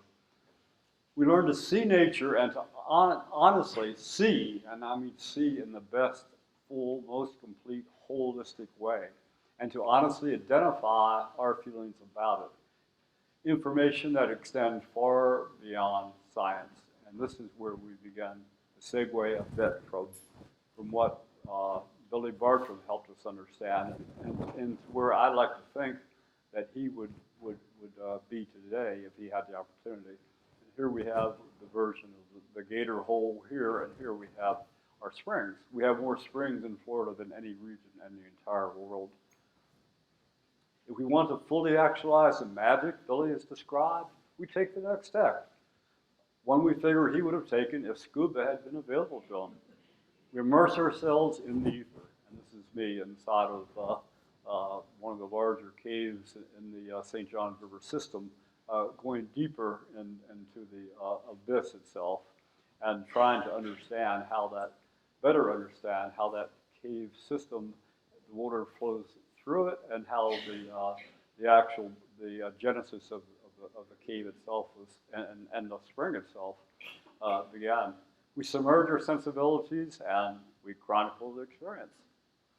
Behold, for instance, a vast searchward expanse before you, the waters of which are so extremely clear as to be absolutely diaphanous or transparent as the ether. And here we have Silver Glen Springs. Again, that's one of our major first magnitude springs in Florida, and we want to find out more about it. We identify those who are underwater billies, and we tag along on their adventures. And I do so here with, I took a picture of Ocala cave explorer and cartographer Eric Hutchison, who's charting the water-carved caves in Silver Glen Springs for the very first time ever. Here he is back in the studio, taking everything, all of his notes that he had made for several months, putting them together to draw a final map that helps us understand. And to the right, is we saw the wonderful image from the surface before of Silver Glen. To the right, those are the two vents to the spring itself. And Eric went almost a mile back through the landscape, through the limestone, the karst, the young, geologically young karst limestone, to this abyss, which was 160 feet from the top to the bottom. And below that abyss, that's as far as the map extended.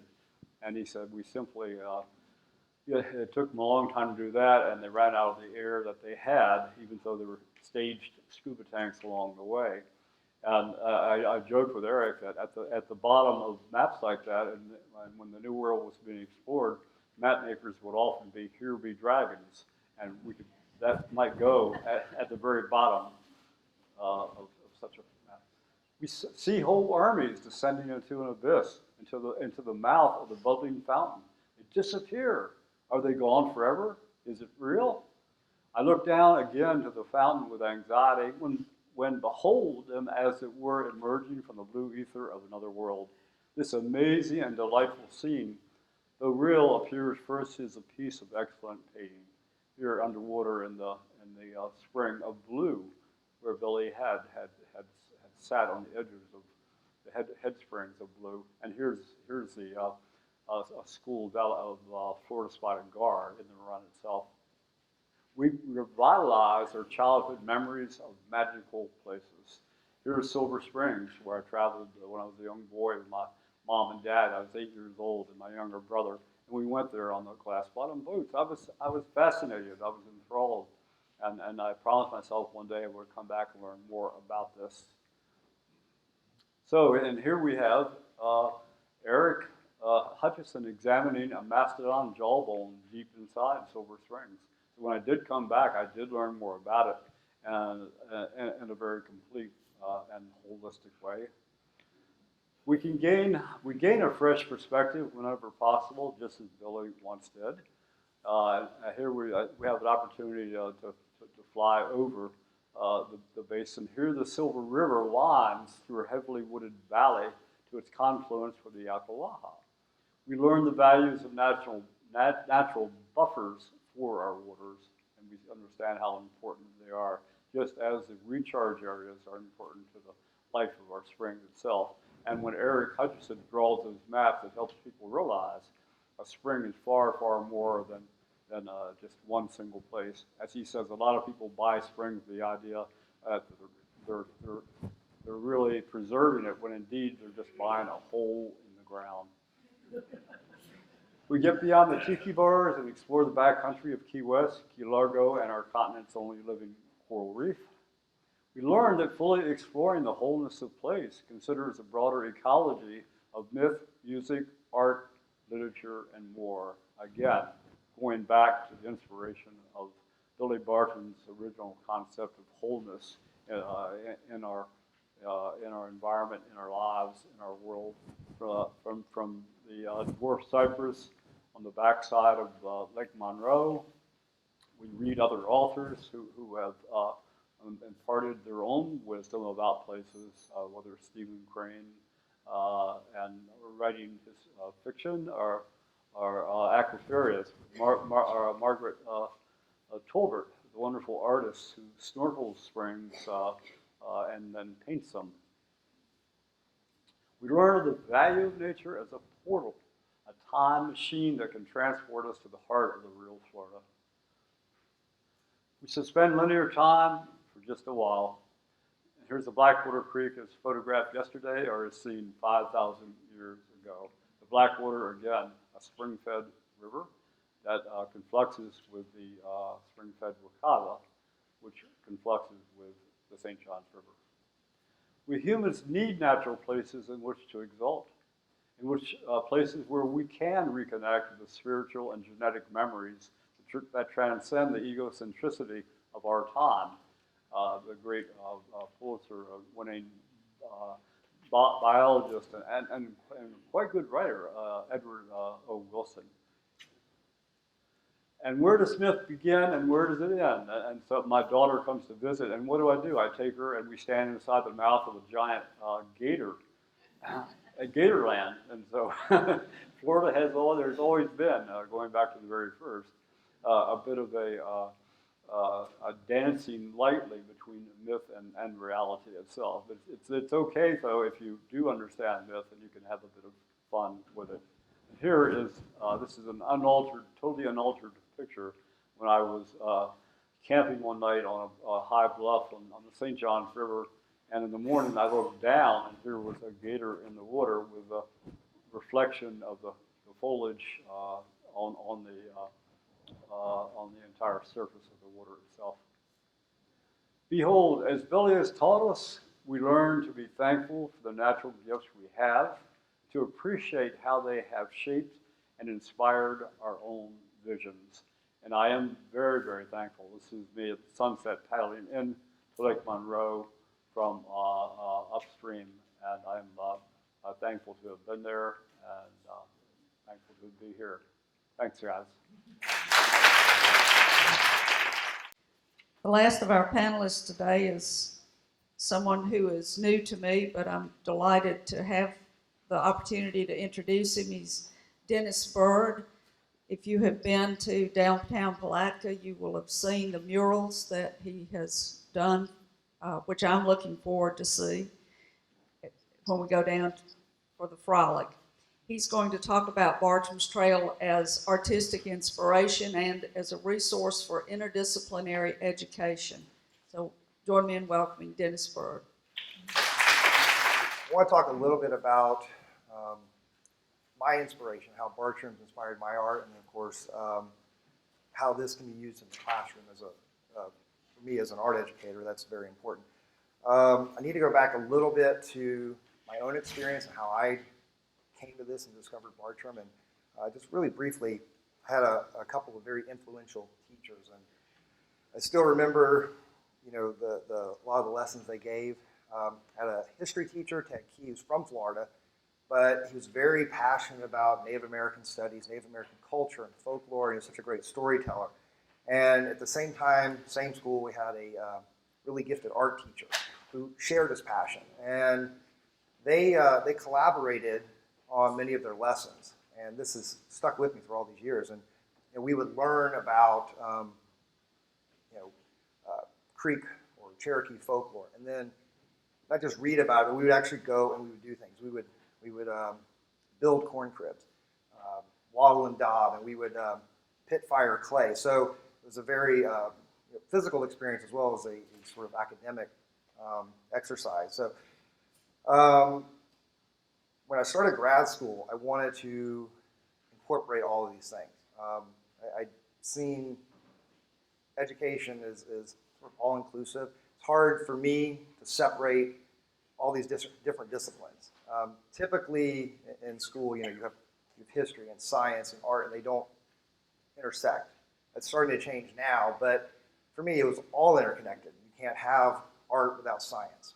If you look historically, most of your artists from the Renaissance on had some sort of scientific bent. History, literature, all these things have inspired the arts. And for my own interest, I had a passion for history, Native American history. I'm a plein air painter. I was a plein air painter. I've been a plein air painter for several years before grad school, and just passion for the outdoors. And I wanted to be able to combine these into one project for my thesis. And I realized that Bartram was the answer for this. I had discovered Bartram probably about 20 years earlier. I don't know, whenever Cold Mountain came out. I'll admit that was my first exposure to William Bartram.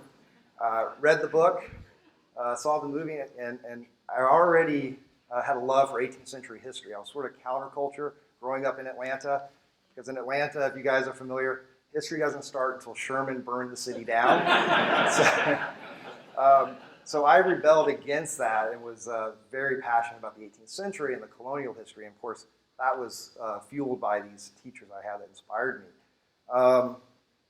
And so I began rereading Bartram with a passion when I got into grad school, and just looking for inspiration.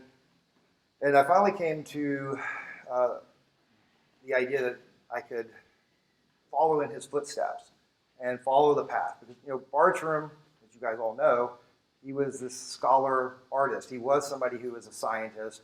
He was a, what do you call him, a sociologist, but he was commenting on the life in the colonial South, Native Americans, and documenting all this. And so he's an example to follow. He did all of these things. And so I began putting together a research project which involved me following Bartram's trail and then documenting this via plein air painting, which is probably not the easiest way. Watercolor is easier. I do some watercolor, but I love oil. So I made the decision that I'm going to hike my 20 to 40 pounds of oil painting gear wherever I go and paint on site. Now, just a second. So during this process, I began researching the sites that he visited, of course. And when I first discovered him, I didn't even realize he had traveled through Georgia. I knew about the little portion of North Carolina from Cold Mountain. And when I realized how close he had come to Atlanta, he traveled through Macon, visited the Ocmulgee Mounds, which is not far from where I live now. It piqued my interest. And this is where I began my paintings. I don't know if they're quite in order of creation, but I'll flip through as we go. One of the things I really want to try to capture with my art is an emotional connection. So I'd been moving away from the use of photography. I still use it some. Sometimes there's just no options. There's places I'm not going to be able to bring my paints. But I wanted that emotional connection to the landscape. And when you're standing someplace and you're painting it, you respond to it, and that emotional response hopefully comes out on the canvas.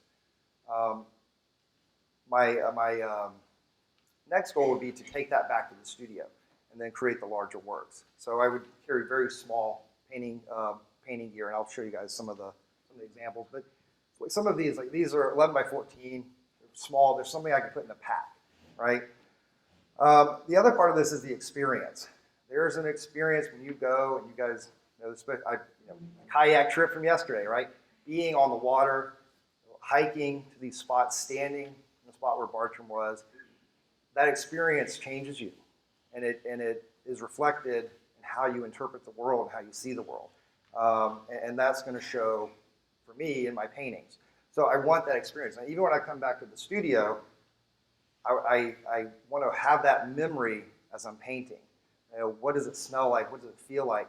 What does it feel like to hike 5 miles with a pack up to Raven Bald with 100 pounds of gear and, you know, outrageously insane, amount of painting equipment?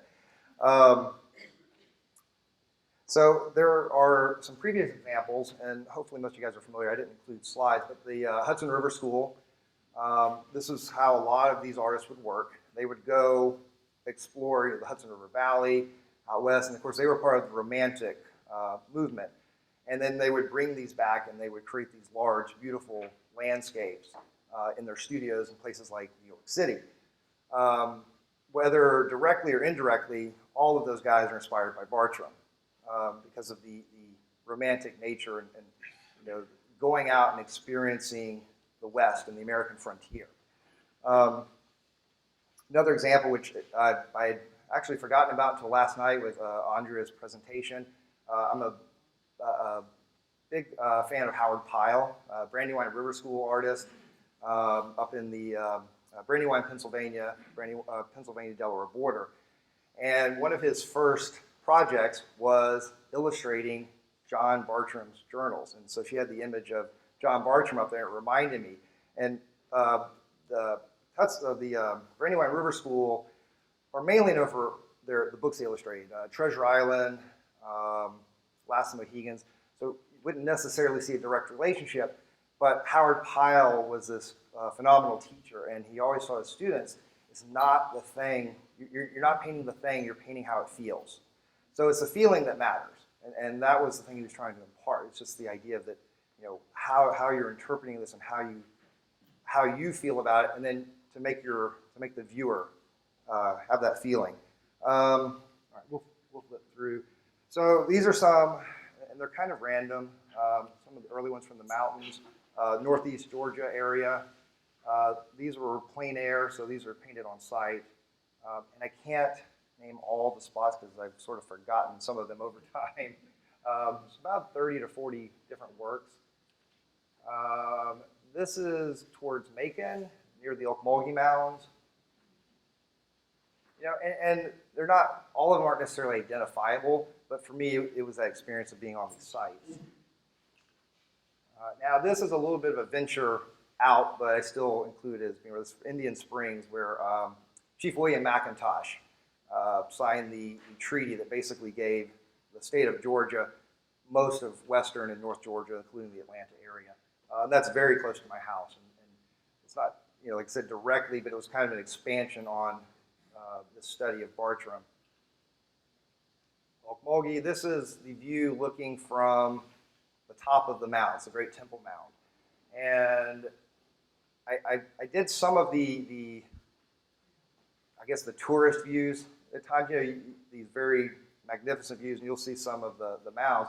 But then I wanted to find something that was a little bit different, unique, and spending a good bit of time in these places, I was able to do that and just, get beyond the initial reaction and find interesting little corners around these sites. Of course, there's another one of Ocmulgee. They have these little night tours, and I managed to finagle my way out there for some painting. This is up in northeast Georgia, near Clayton. And some of these I'm interested in showing some of the changes, because some of this area is now farmland. As you can see, there's hay bales. But I was kind of fascinated how we've changed the landscape over time. And some areas still look as they would have when Bartram traveled, but many of them do not. And of course, I did kind of move away from the cities. Some of these areas don't even exist anymore. Up around northeast Georgia. This is near, I believe it's near Tallulah Gorge, that area along the river.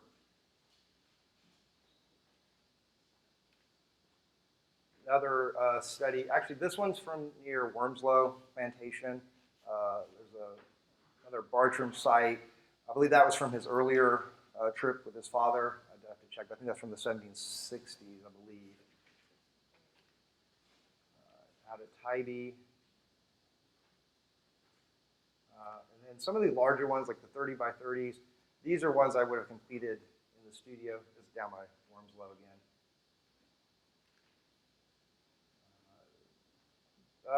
Closer to Darien, studies of the marsh down there. Wormslow, I really liked Wormslow. So.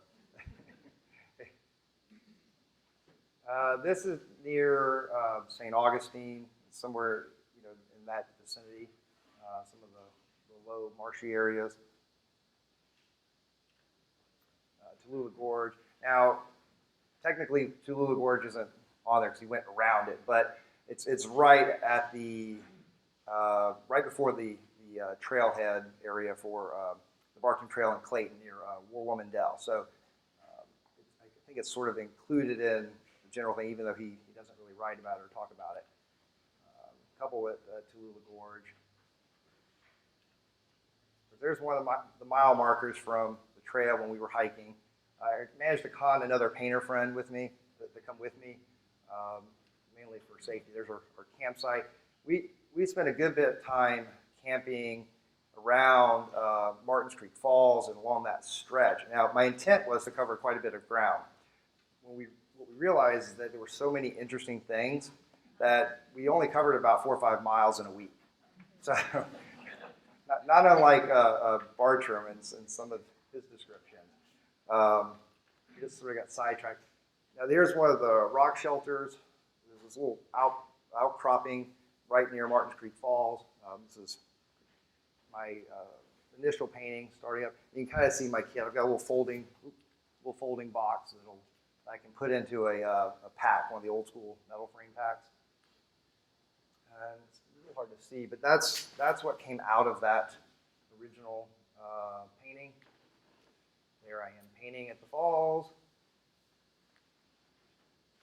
There you go, that's a better one. You can kind of see that a little bit. That's the finished study. Oh, it's a little hard to see, a little dark. Sorry, I didn't notice. That one is the complete one. You can see these are downtown for the weekend. Up in the, this is actually closer to Franklin, in that area, sort of where he spent some time with the Cherokee. This is down, yes, that's right. I'm back at Wormslow again. So this is that marshy area behind the plantation, or the plantation ruins. Now, as an art educator, one of the things I was interested in, and which was part of my thesis work, was how we can take research into people like Bartram and use Bartram's travels as a way to inspire our students to create art. And like I said, he's such a great example of the artist, the scholar, the scientist, and was it's a way we can show students how to link these things together. Because often, I know in my classes, they don't see the connection. And so when you show them, or read a passage of Bartram, and talk about the literary aspect and how, his writing invokes a certain emotion. Then as far as the scientific work and the exploration, one of the lessons I've done in the past is using his work as literary inspiration. So reading a section of Bartram and then creating an artwork based on our feelings and how we interpret that. without even necessarily going out into nature on this for this one. I find it's a great way to introduce Bartram, introduce his work, because a lot of the students where I am in Georgia, they've never heard of it. A lot of their parents have never heard of Bartram, and it's unfortunate because he's so important to Georgia and Florida and the Southeast. But I find he's kind of forgotten in the school history books. The other way that I've been able to incorporate Bartram in my teaching is to have my students play the part of a naturalist. We can read about Bartram, and then we can go out and we can actually do these things. Go paint from life, observe, observe nature, write about it, draw it, and then link all those things together. And I find that's been very engaging for the students as we work. And it gives them a scaffolding, of how an artist or anybody, how you find that inspiration to create work. Because sometimes that's a problem as well for the artist, the art student is, where do you find that inspiration? In Bartram, there's so much breadth, there's so much information, just limitless possibilities. And I find he's just very accessible because he incorporates all these things. Thank you. Very kindly corrected me. He did not do the murals, but those were done by Dean Quigley, the ones that will be dedicated this afternoon at 5. But of course, Dennis's Art Museum display is at the Larimer Art Center. And so now I want to hand it over to Billy Bartram.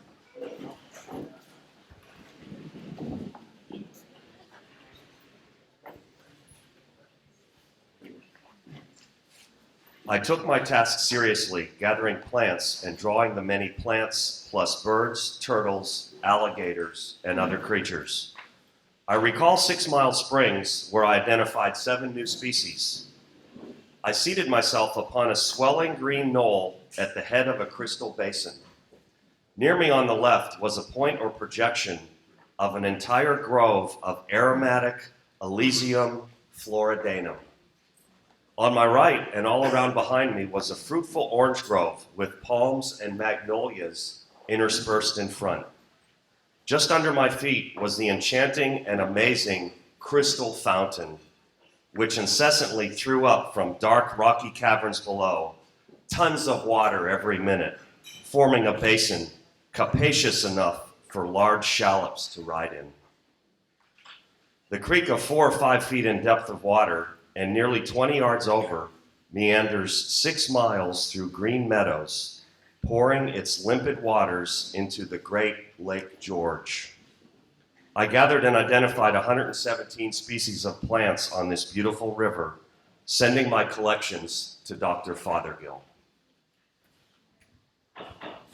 One such plant that you gathered, of course, was the starry yellow anise, right? Endemic to East Florida and one of Bartram's major scientific contributions, one of his most important ones. And that leads to this next panel about the science of William Bartram on the St. Johns River. We have a fantastic lineup. I will introduce first, in order in which they read and say a little bit about them, Joel Fry is going to speak about the white-tailed buzzard, new evidence for William Bartram's painted vulture from Florida. And in addition to his many publications, including his work with William Bartram, the Search for Nature's Design, Joel is also a longtime curator at Bartram's Gardens in Philadelphia. Next, we have Dick Franz. Dick has the great title here, Road Cruising for Bartram's Pawpaws. I've had the privilege of going road cruising for Dick, looking at the different pawpaws, and I'm really excited to hear how he helps us understand how history and botany can speak to one another. And I think really speaking to the interdisciplinary ways in which Bartram studies work. And last, Kent Bleak. Kent is an alligator biologist at the University of Florida, and he is going to talk about the science of Bartram's observations of alligators. We'll go in order. Joel? So I'm going to be talking to you today about a bird that maybe some of you have heard of. I'm sure none of you have ever seen it, although if anyone ever saw this bird, it would be a great rediscovery of what's probably an extinct subspecies of the king vulture that William Bartram saw in Florida. For the past 100 years, as you'll see, science has doubted the existence of this bird, but there's plenty of evidence that it seems to have really existed. What you see on the left up above may be an illustration of a example of that bird in London in 1734. So actually before William Bartram was even born, there was an example of this bird in London. It was painted by a naturalist there, and I'll talk more about that in a minute. So there's been recent work on this.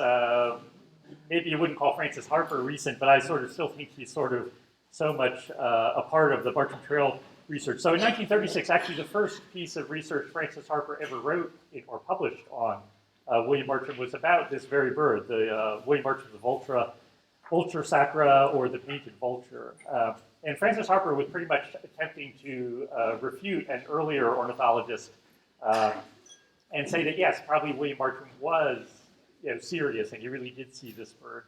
Harper began gathering some of the background historical facts that suggest that William Bartram really did see this bird in the 30s, and he actually added more information as time went on, and little pieces have still appeared since then. So this research I'm going to be talking about was really largely done by an ornithologist, an extremely well-respected ornithologist, Noel Snyder, who lives in Santa Fe, New Mexico, and couldn't be here for this. But Noel Snyder's career as an ornithologist has largely been with either extinct or species of birds or birds going extinct. So he worked with California condors. Actually, for more than a decade, he was part of the group of people trying to rescue California condors and preserve them as a living species as opposed to having them go extinct. But he also worked on passenger pigeons and Carolina parakeets and the ivory-billed woodpecker, all bird species that are now known to be extinct from eastern North America. So these two papers in 2013 and 2015, Noel and I had published fairly large, detailed scientific papers about the painted vulture. Now, I'm not an ornithologist, and I'm not really a natural scientist. I'm a historian. I'm really an archaeologist. So, as I say, lots of this is really Noel's work.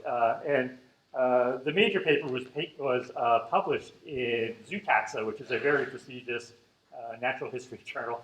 And it's funny, when you get published in a journal like this, I suddenly get the strangest spam. I get spam about mouse clones every other day, and DNA replication, and things that I have absolutely no interest in, but I guess I'll get them for the rest of my life, just because I appeared in a scientific publication.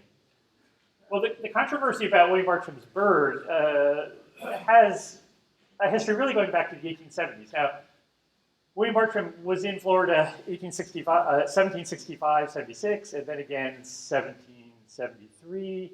There weren't a lot of scientists back in Florida for a very long time, particularly not American scientists, until the 1820s, you could say. Michaud was in there beforehand, but Michaud wasn't particularly looking at birds. So there's a great gap where a bird that could have existed in Florida could have moved to another location, could have gone extinct, and it's just a void. In the 1870s, as American naturalists became more knowledgeable about Florida birds, sort of the dean of American ornithologists, Joel Asaph Allen, J.A. Allen, from Harvard and then from the New York Museum of Natural History, did a lot of surveys of Florida. And in 1871, he published an article on his winter explorations in East Florida, in which he is extremely derogatory about William Bartram's painted vulture. He says, the painted or sacred vulture, an apocryphal species described by Bartram as inhabiting Florida. And I cannot avoid the conclusion that it is in Maine a purely mythical species, notwithstanding the high reputation for veracity generally accorded to Mr. Bartram. So Allen's argument mainly was, I went to Florida and didn't see this bird, so it could never have existed. And now, Audubon had also been to Florida earlier, and he'd seen a bird that is different, that is still found rarely in Florida, called the caracara, the northern caracara. And Allen was sure that that's what William Bartram mistook for what he called his painted vulture. That bird is very different than what William Bartram describes, and that's Noel Snyder's argument, is largely going through all of these species characteristics of these birds and saying William Bartram would never have confused these two birds, and it's very likely the caracara wasn't in Florida when William Bartram and his father traveled here and has moved in, maybe moved into an open ecological niche where the painted vulture has vanished because it's now extinct. So Allen's attack on William Bartram and the painted vulture is really part of a longer attack about the entire bird list in travel. So if you're familiar with the book Travels and with the Florida section, there's a list of about 215 bird species that comes at the end of the Florida section. And those birds are given binomial names, and some of those binomial names were brand new when that book was published. So varying on how you want to accept bird taxonomy, you could say William Bartram's names could be the valid names for those birds.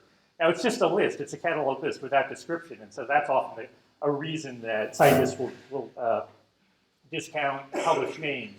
But by the 1870s, there were several competing taxonomies for American birds, and Allen really became the arbiter of American bird taxonomy. He's part of the founding of the American Ornithological Union, and so he publishes a series of articles beginning in the 1870s, pretty much saying, we can't trust William Bartram because he made up this bird in Florida, therefore he's an untrustworthy scientist. And that's what natural science does. And natural science is kind of different than certain kinds of science. We think of science as test tubes and experiments and hypothesis and theory testing, but natural sciences can be descriptive science. You're going out in the wild describing plants, describing animals. That description is based on human error or fallibility or accuracy. So lots of natural sciences in their career spend their time attacking the veracity of other natural sciences personally, because that's the only way you can discredit them. If they're not a good observer, it's because they're not a good scientist. So that's what Allen does to poor dead William Bartram, who'd been long gone and couldn't defend himself, and no one could produce a specimen of this bird to say it existed.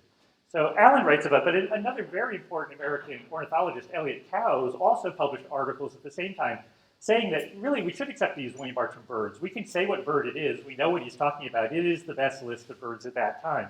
So there's a whole bunch of back and forth in scientific journals, and eventually by 1899, Cowes just gives up and says, all right, we'll just write off William Bartram, and he's not an ornithologist, even though he really was the major American ornithologist of his generation. Well, as Noel Snyder and I point out, there is evidence that this bird might have existed. And one of the best evidences is there's a published engraving from London, 1734, of this bird. What's described as the Vorvoven, or Indian vulture, and it was a captured example being displayed at a tavern in London at Charing Cross. So the natural artist, Eleazar Albin, went there, and you probably could open the cage and count the feathers and made a fairly good drawing of it. And as you see, it's got a white tail down there with a little black strip. This is identical to a well-known bird called the king vulture, which appears in Mexico and along the Gulf Coast and various other places. But the king vulture has a totally black or dark brown tail. So those are the main differences. William Bartram always calls this a white-tailed vulture, or the white-tailed buzzard, as my title said. Albin published some detailed descriptions of this bird to go with his plate. He says, this bird I saw at George's Tavern at Charing Cross with the cassowaries, which is a Pacific bird. It was almost as big as an eagle, the top of its head and neck of a flesh color and bare of feathers. The craw was of a flesh color and the bare feathers hanging down like a bag on the breast. The breast, belly, thighs were white. The tail was composed of 12 white feathers tipped about halfway with black. Those who were his keepers called him the king of the Vavos, or the king of the vultures. He was brought by a Dutch ship from Palempek in the East Indies, and Palempek is somewhere in Indonesia. I believe it to be something like that bird which Mr. Willoughby describes by the name of the Aruba, or the Brazil vulture, in his ornithology. So this information is useful, but it's also extremely confusing. So number one, it says this bird came from the East Indies, but we think it's a West Indies bird. That kind of confusion is not unusual in 17th and 18th century English science and European science. They often had no idea where their specimens came from. So, this keeps going on until the 1830s and 40s. We have this plant. We have no idea where it came from. It might be from America. So the fact that it says Dutch is interesting, because the Dutch did have colonies in the Caribbean and on Brazil. The bird he mentions, the Brazilian vulture, is probably a turkey vulture or a turkey vulture relative. So that's a confusion as well. So again, this drawing is interesting and seems to follow all the details that William Bartram later describes. So in effect, it's kind of independent evidence that maybe the turkey vulture, the painted vulture did exist. So another piece of evidence I discovered working with the letters with Tom and Nancy in the publication of the book. This is an incredibly important letter from Peter Collinson to William Bartram in July of 1767. And it's a description and kind of notes on Peter Collinson's impressions of a whole set of drawings from East Florida he'd received from William Bartram, probably either in late 1766 or early 1767. This describes at least 12 drawings, all of which are now lost. No one has ever seen these. So the only evidence for those 12 drawings we have is from this set of detailed impressions that Collinson has. And Collinson even says, I see you have numbers and figure numbers. Aren't there supposed to be descriptions to go with these? I can't find the descriptions anywhere. Please send them. We don't know what happened to the descriptions. And almost certainly there were intended to be descriptions to go with those drawings. So in amongst all this text, there's one little note, which probably you can't read too well, but it's right there, the white-tailed buzzard. The white-tailed buzzard, I think, was figured by Edwards of thy procuring, a species unknown before. Well, this is, again, a kind of misinterpretation by Collinson. Collinson's thinking rapidly and thinking, Edwards, didn't he draw this bird and publish it? And didn't William give it to them? There's probably other letters or writing about this white-tailed buzzard. And it's interesting, too, that William Bartram always calls it either the sacred vulture, the painted vulture, the cop vulture, the white-tailed vulture. But Collinson's saying buzzard. Well, buzzard is, a colloquial word for vulture. So that's yet another name. And that's another thing that you often see with William Bartram, that before anything gets a final codified name, he often experiments with all these different names, and he'll use them as synonyms back and forth. Like, we could call this, we could call it that. What George Edwards actually drew, though, was a captive typical king vulture that Sir Hans Sloane had had for 4 or 5 years living in London, and Collinson certainly had probably seen that live bird, and that was published in 1743. That bird looks a lot like William's descriptions of the painted vulture, except it has a fully black tail.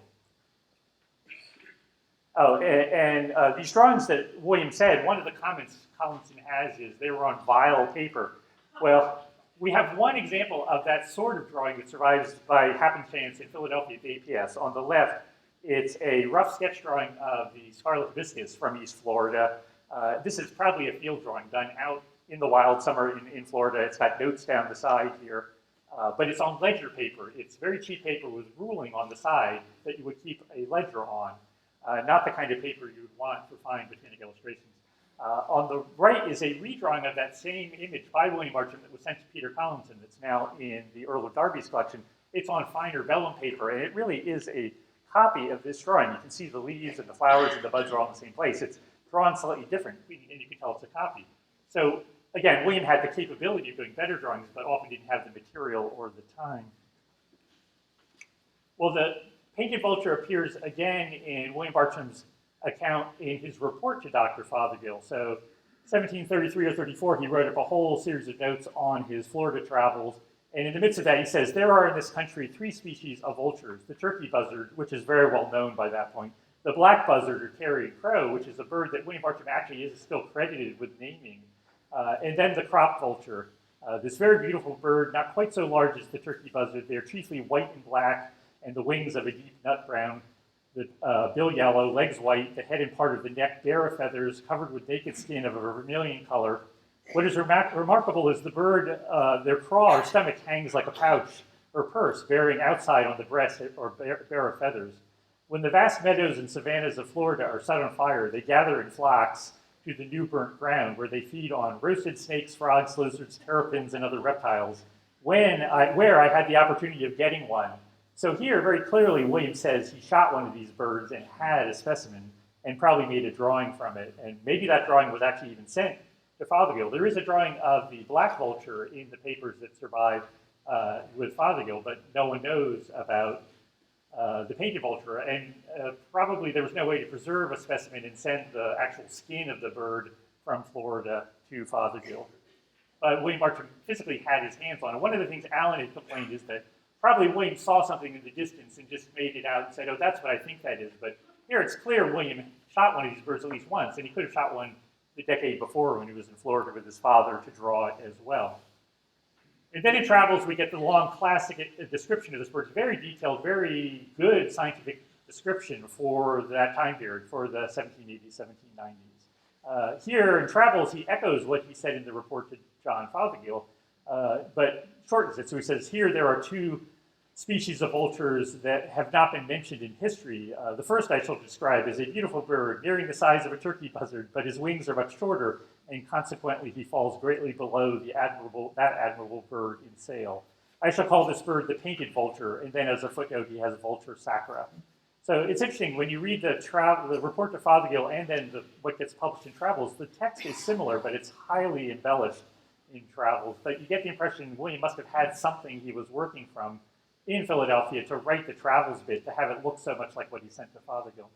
But we don't know what that was that he had in Philadelphia to work from. What is singular is a large portion of the stomach. So again, he describes this craw or crop that hangs out on the bird, which is a very distinctive feature of the king vulture even to today. In the likeness of a sack or a wallet, seems to be a duplicature of the craw, which is naked and of a reddish flesh color. This is partly concealed by the feathers of the breast, unless it is loaded with food, which is commonly, I believe, roasted reptiles, and then it appears prominent. The plumage of the bird is generally white or cream-colored, except the quill feathers of the wings and 2 or 3 rows of the coverts, which are a beautiful dark brown. The tail is large and white and tipped with dark brown or black. The legs and feet are clear white. The eye circled with a gold-colored iris, the pupil black. So that's a very good bird description for the 18th century.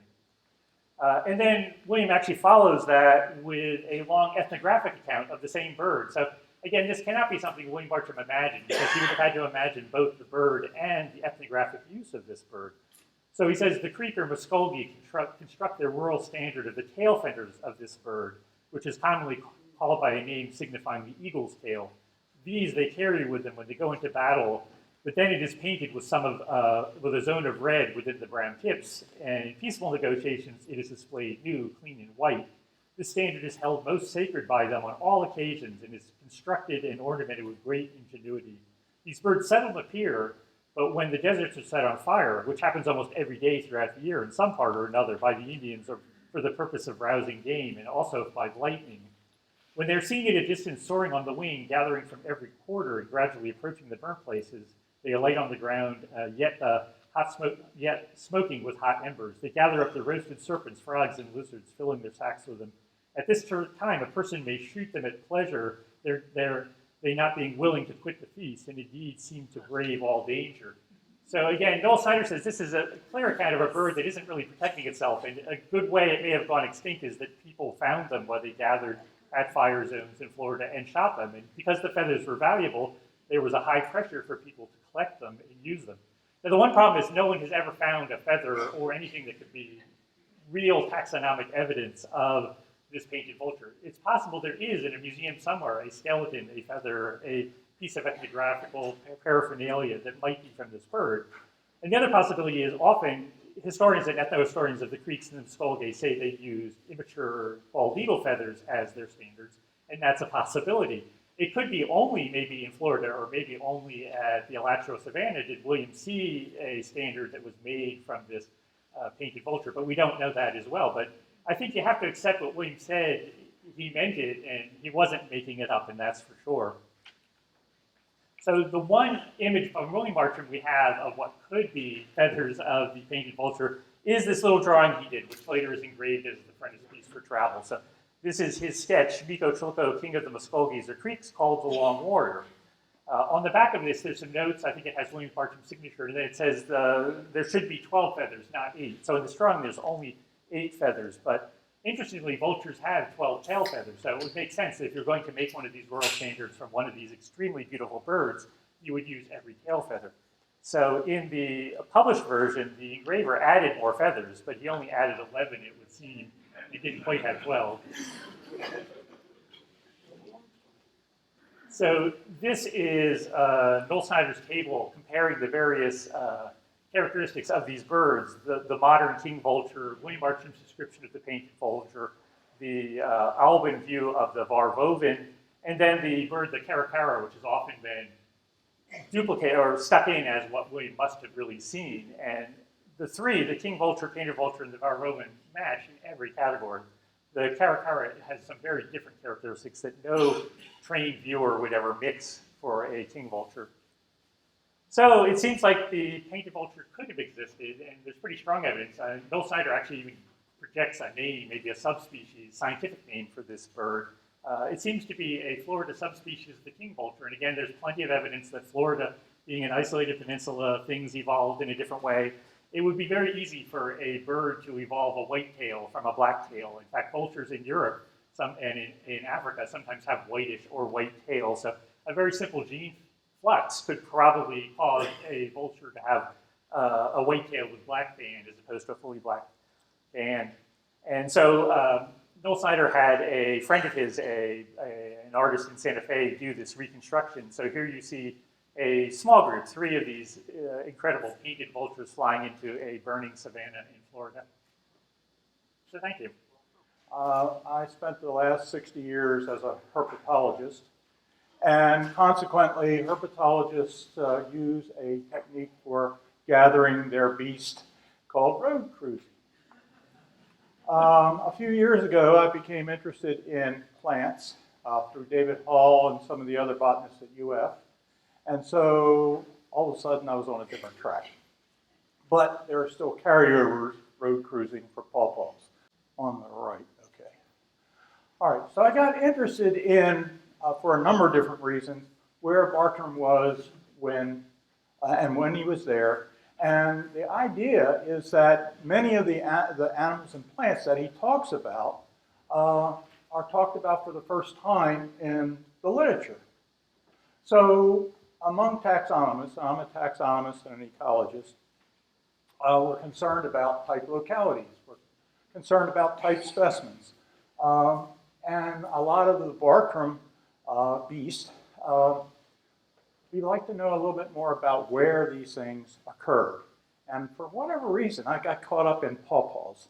And don't ask me why, things just happen. So anyway, I was looking at these various pawpaws around the state, and I realized that these pawpaws are very interesting plants. They have very, very precise distributions. I don't know how they're responding. You never find, basically, except in a couple of cases, 2 species of pawpaw in the same population. So I thought, well, maybe I could figure out where Bartram was when he left the lower store and headed toward Paynes Prairie and the Swanee River. And so this is a route that Francis Harper, proposed for the Trader's Path in southwestern Putnam County. Starting at the lower store and heading west toward the Alachua Savannah.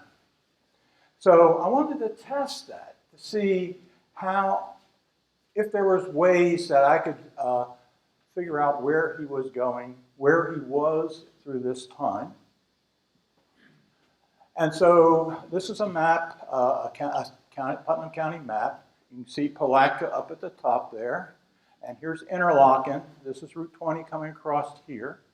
And below that area, where Putnam County abuts Marion County, we have the Ocklawaha River. And today we have a little different Ocklawaha River than what he saw. But anyway, I wanted to look at the various places that Harper picks out as possible landing points for William when he's making the trek. Okay, so what makes pawpaws interesting? First, these are some of the questions I hope to address. First, what are pawpaws? What makes this plant helpful for the story? Which pawpaw species did Bartram encounter? Where did Bartram find them? And could Harper actually be right about his proposed route? So let me introduce you to the pawpaws first. First of all, they're very distinctive. When you're riding around in the areas of Putnam County and other places, you'll find a horse pasture or a cow pasture, and it's just loaded with pawpaws. Again, figure out how to use this. It's just loaded with pawpaws, and they stick out like sore thumbs, like this one right here. There are a number of different species. Up close, they sort of look like this. This is a little bit of their taxonomy. The genus Asimina is the current genus for them. They occur as trees and small shrubs, or shrubs and small trees. They have large flowers, they have large, fleshy, edible fruits, and brown seeds. And they grow in single species patches. You find one, and that's all you find, basically. They probably are corresponding to soil types, and I haven't gone that final step yet. And the leaves themselves are fed upon by zebra swallowtails, by sphinx moths, and a perulid caterpillar. The leaves and twigs and bark have a very acrid smell. Those folks that went on the bus trip with me the last 2 days, I forced them to smell pawpaw leaves, and I asked them, is that an acrid description? They said, yeah. Anyway, it produces an insecticide, and that's where the smell comes from. And I think it's that insecticide that's making the hoofstop, making the pawpaw not a favorable food for the. Anyway, some of the key characters that I use to identify them.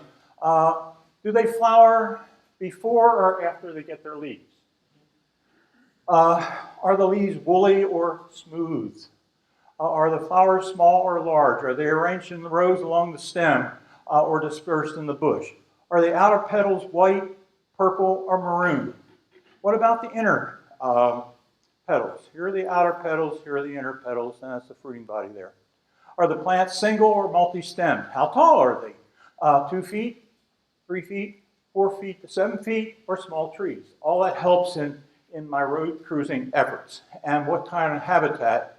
Pastures, sandhills, scrub, xeric, and mesic hammocks. Another interesting aspect to them, they get hit by this parallid caterpillar, and they defoliate many of the plants. They roll the leaves up. This is the frass coming out. And the caterpillars are actually not only eating the leaf, but they will actually eat the fruits and the seeds. And these are the little guys doing it over there. But when you see that, you can see it 100 feet away that bush has been attacked. We have in Florida 10 species, according to Wonderland and Hansen, 10 species of pawpaws. And there are at least 6 identified hybrids that occur in Florida. So they have lots of choices. So which ones did Bartram actually find? Here are some of the descriptions from Bartram's travels through Harper. Harper was a wonderful guy. I'm sure glad he was here when he was 8 decades ago, because much of this history would be missing. Notice that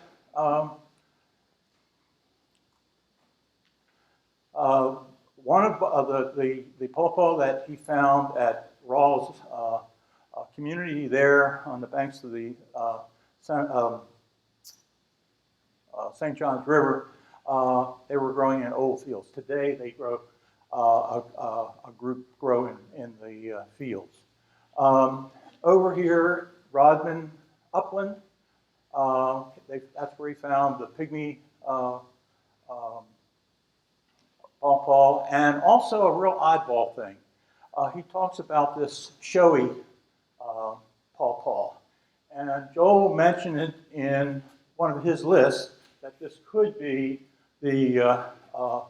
another species, the showy or the large flowered pawpaw. So that was sort of the game plan. I was going to go ride that route, see where these various pawpaws occur, and then maybe determine whether Harper was right in his description of where the trail went. Anyway, this is the woolly pawpaw, Asimina incana. It's sometimes called Asimina incarna. Notice it gets its flowers before it gets its leaves. Notice that the flowers sort of run up the stem. Also notice that there are multiple stems. go back to that list of characters I was talking about. Here's the pygmy pawpaw, another species that he talks about, and it has a very different shaped leaf. Here are the flowers. The outside petals tend to be greenish white, and then the internal petals tend to be purple. And then this is the showy pawpaw, or the one that there's still controversy over. This pawpaw grows into about a 5-foot bush. Notice the flowers are all over the place, and they're big, and hence the big flowered pawpaw. This is a photograph that's taken down in the Ocala National Forest. And then there are these hybrids. This is a hybrid that I found along the bicycle trail between Hawthorne and Gainesville. And in that area, you had both the pygmy and the woolly pawpaw. So I think this is a hybrid. And the genetics that's been done on it by several botanists at UF say that they hybridize pretty readily. But the really curious thing is that the hybrids genetically are hybridized, but the phenotypes sort of hold their own. So a big flowered pawpaw is a big flowered pawpaw, but if you look at the genetics, it's a little confusing in there. Okay, so let's run that along that map I just showed you. Here's the lower store. This is the St. Johns River.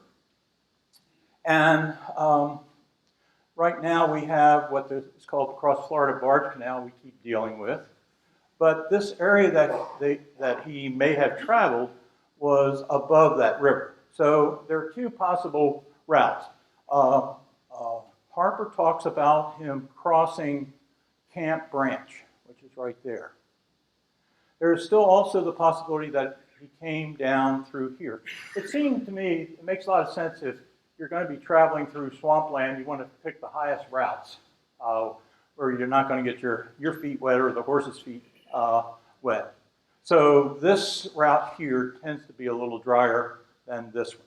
But he does mention, Harper does mention the Camp Branch. Okay, this is the lower store from the river, right here. Some of you may have seen it this past week. This is what that habitat between the lower store, just west of the lower store, it's all pine flatwoods, it's wet and gushy. Okay, so Bartram, if Harper's right, Bartram came across through one of those two paths to this site right here.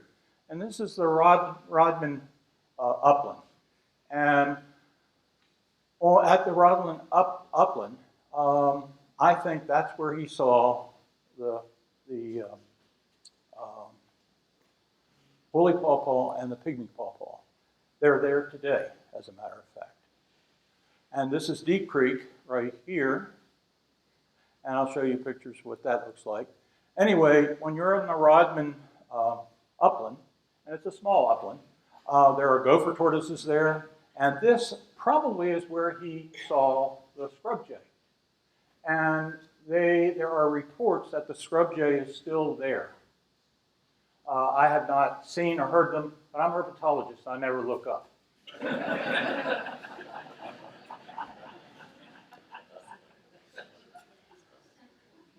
Okay, and this is Deep Creek. I've been coming to Florida chasing snakes since 1958. If you do the calculations, it's almost 60 years. And when I first started coming here, I would hook up with Wilford T. Neal, who was a herpetologist and archaeologist, many things, worked with Ross Allen.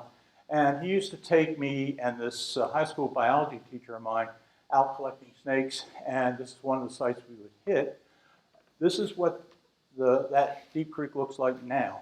But this is what it looked like when I was there. We were checking that stream out for rainbow snakes. So again, the snake theme. So he apparently crossed Deep Creek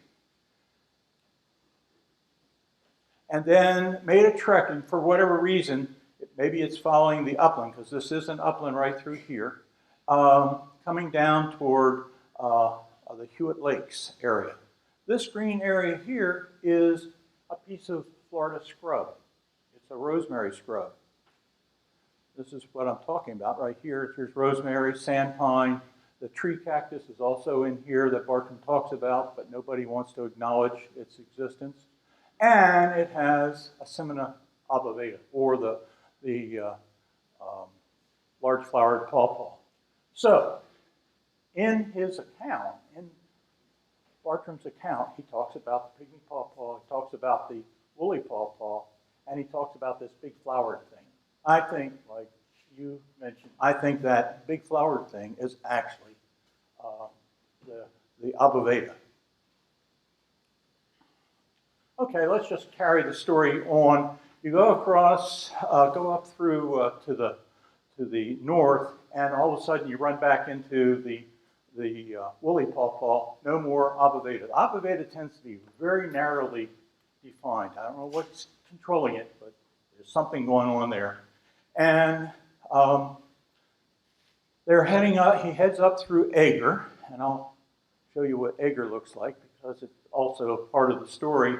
And I think that this area right in here around Lake McMakin is where this halfway pond campsite was located. And if you remember the remarks about the rock, that he would look down into the water and the rock, well, the rock actually isn't rock, it's kaolin. And the kaolin is a very high-grade kaolin. It's mined and shipped all over the world, but it forms a rock-like substance. This is a mine at Agar. And this is a small pond off of Cowpen Lake. And you look down in the water. In fact, if we would turn the camera around just this much, you would see that kaolin bank right there. This is a friend of mine who pointed out the site. We also saw Florida salt shells in here, which is where supposedly Bartram described his salt shell. And it's full of sunfish. So this could be the site for the Halfway Pond campground. Okay, just to review it a little bit. I know I'm sort of stammering. I'm still recovering my brain and my third leg here. But anyway, we start at the lower store, and we have a choice. We can go up across through Camp Ranch, or we could come down here. This whole area has no pawpaws whatsoever. The first pawpaws that you pick up are right here on the Rodman upland.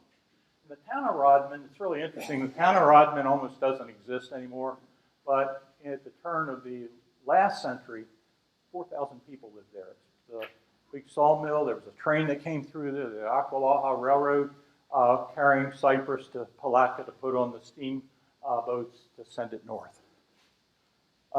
Here's Deep Creek. He crosses that and wanders down this way. Why he took that loop, it may be that this area is really wet flatwoods in here. He may have been avoiding the wet flatwoods again. He hits this little upland area, what I call the Hewitt Lake scrub, and then he goes up to Agar and then across here with the halfway pond up there. So anyway, I like to think of using plants, using animals to sort of get at the stories of history, because many of these plants, particularly in Florida, have very specific distributions. They have very distinctive flowering times. The pawpaw, the woolly pawpaw, the incana, blooms for 3 weeks. 2 weeks, the last 2 weeks of March and the first week of April. It's that very narrow window.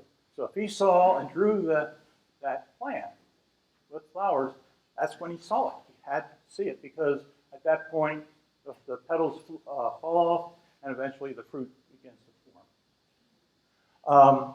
So I think that's sort of how I visualize my interaction with people that are historians and wondering about people like Bartram and Alvin Chapman. There's a whole list of people that fascinate me that have done interesting things in natural history in Florida. So, anyway, that's my story. I'm sticking to it. Good morning. I'm Kent Vliet. I am a biologist at the University of Florida, and I've spent about 35 years studying alligators and other crocodilians. And so I want to thank Dick for inviting me to come talk to you all today. I can't say I'm a Bartram expert. I don't know him by his first name, as many of you apparently do. But, but I've read Bartram, and I've been interested in him for a long time because he made observations in his travels of alligators and references to alligator behaviors. And these are some of the earliest references to alligator behavior of a truly natural history nature that appear in any of the writings in early history. So I don't need to tell all of you learned people about how William Bartram came to be in Florida. It's been mentioned already this morning that it's often easier to kind of decipher Bartram's observations by reading his reports to Dr. Fothergill rather than reading his travels. And he has extensive observations of alligators and alligator behavior in both, though there's a strong sense of redundancy in his writing, as there often is in lots of his accounts and travels. So, Bartram was a great writer, great natural history writer and observer of nature, and he's primarily a botanist.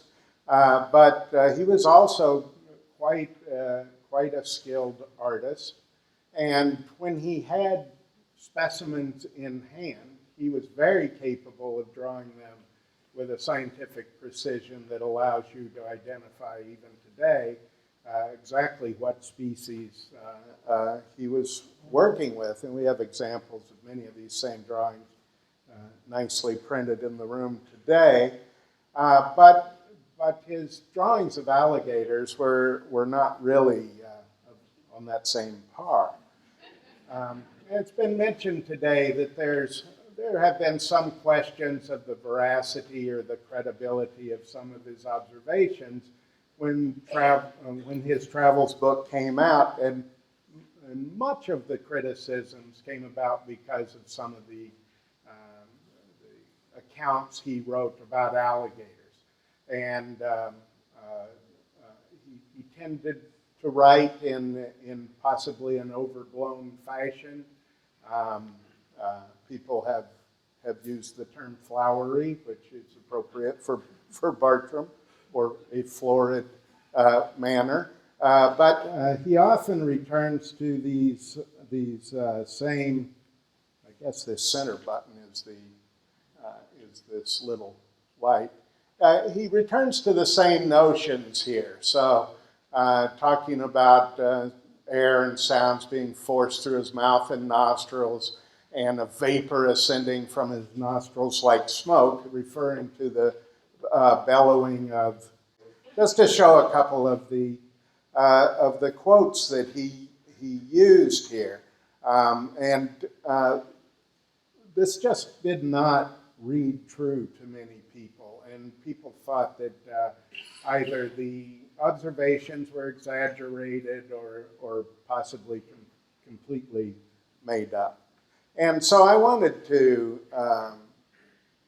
talk about my experience with alligator behavior and my perspective as I read his observations. And so we've seen this drawing repeatedly of alligators, and there certainly is not the element of realism in this drawing that you see in the other drawings we had of the sunfish or his various flowers, for instance. These don't look like alligators look. If anything, looking at the head of this alligator, I can kind of imagine this being a drawing made of memory of the head of a very small alligator, like a hatchling alligator. It's got that kind of broad, flat head and relatively big eyes and relatively smooth skin and so forth. And so I don't suspect these were drawn with a specimen in hand, as many of his others are. Although we know from his writings that he killed alligators, he shot alligators. He would have had a chance to draw them in detail if he wished. But it's clear from his writings that he was terrified of alligators. And I think he kept his distance whenever he could from them. And so we have some observations he made of behaviors and of his encounters with them, but we don't have a whole bunch of detailed natural history of them. His father, John, had a totally different impression of alligators. He wasn't worried about them at all. Recorded that, native people swam with them, had absolutely no concerns with them at all. But William definitely did not inherit those same feelings about the alligators. So from my own perspective in looking at this drawing, I recognize the fact that isn't a detailed or precise drawing of what alligators look like. But the behaviors depicted there, it's very clear to me that Bartram saw alligators performing behaviors under natural conditions. So there's two alligators here, and they're doing different things. This one is bellowing, and this one's swallowing a fish in the drawing. And they do both of these behaviors from the same body postures. They have to get their heads up out of the water to perform these behaviors, or to allow gravitational feeding of food moving down the throat. And to get the head up out of the water, this big heavy head, they pull their tail up out of the water also. So they do this from what's called a head up, tail up, or a head oblique, tail emergent posture. And so that's depicted in both cases here. We'll return to this notion about smoke or vapors pouring from their nostrils when they bellow, or cascades of water falling from their jaws. But to me, this looks like a very real remembrance of a bellowing alligator. Very often, as they're going through their bellowing, their bouts of bellowing, alligators are moving forward. And if they're near the bank, as they go through their third or fourth or fifth bellow, they very often will be bumping into whatever structure was in front of them, and they'll stick a foot up on it, just like this animal's doing. I've seen this hundreds of times. And so I recognize that immediately in the drawing. And of course, in the feeding here, alligators do throw their heads up. They are capable of swallowing food underwater, but they don't typically do that. They use the motion of their head to throw the food into the back of their throat, and then they use gravitational forces to let the food fall through the gullet down into the esophagus, where it's carried on by peristaltic motions. Let me go back, sorry. So anyway, it's clear to me, I'll try to make that point to you in the next few minutes, that Bartram's observations of alligators may not be entirely accurate. Some of the things he writes are false information, but they're the same false information that many early pioneers wrote. In fact, people all the way back to Aristotle and Pliny the Elder wrote some falsehoods about Nile crocs, and those ideas were carried to the New World. The idea that the upper jaw is hinged rather than the lower jaw, for instance. So we can't really blame Bartram for that. But many of his observations were important observations about alligator natural history, and many of them were the first accounts of natural history elements that only became known to us, a couple of centuries after he first wrote about these. And so I want to just go through a few of these. So the first is, he writes many times about bellowing in alligators. And this is a big thunderous bellow of a male alligator, and he writes about the loud sonorous rattling of the throat as they're drawing air into their lungs, how they inflate themselves, and then that's forced out again through the mouth and nostrils, and the tail being brandished in the air. That all reads perfectly true to me. Here's another male alligator in a big loud roar. There's a female responding behind him. Watch the water dance up along the sides of the animal. Male alligators produce bursts of infrasound, of sub-audible sound energy that is transferred to the water and makes the water dance up.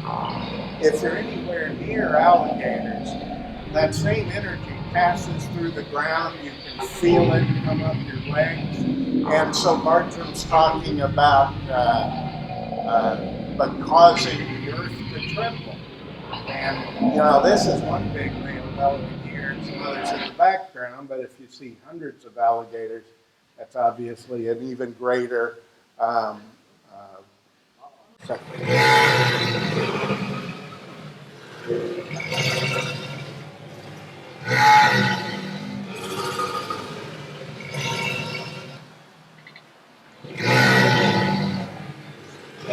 read his observations here when hundreds and thousands are roaring at the same time. You can scarcely be persuaded but that the whole globe is violently and dangerously agitated. I mean, I think he was dangerously agitated by one alligator, and a few hundred of them was a big deal. This is a photo from Payne's Prairie.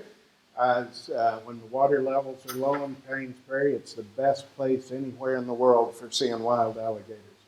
In an hour, you can see 300 or 350 adult alligators there. So he also made this accounts of smoke or vapor pouring from their nostrils during bellowing.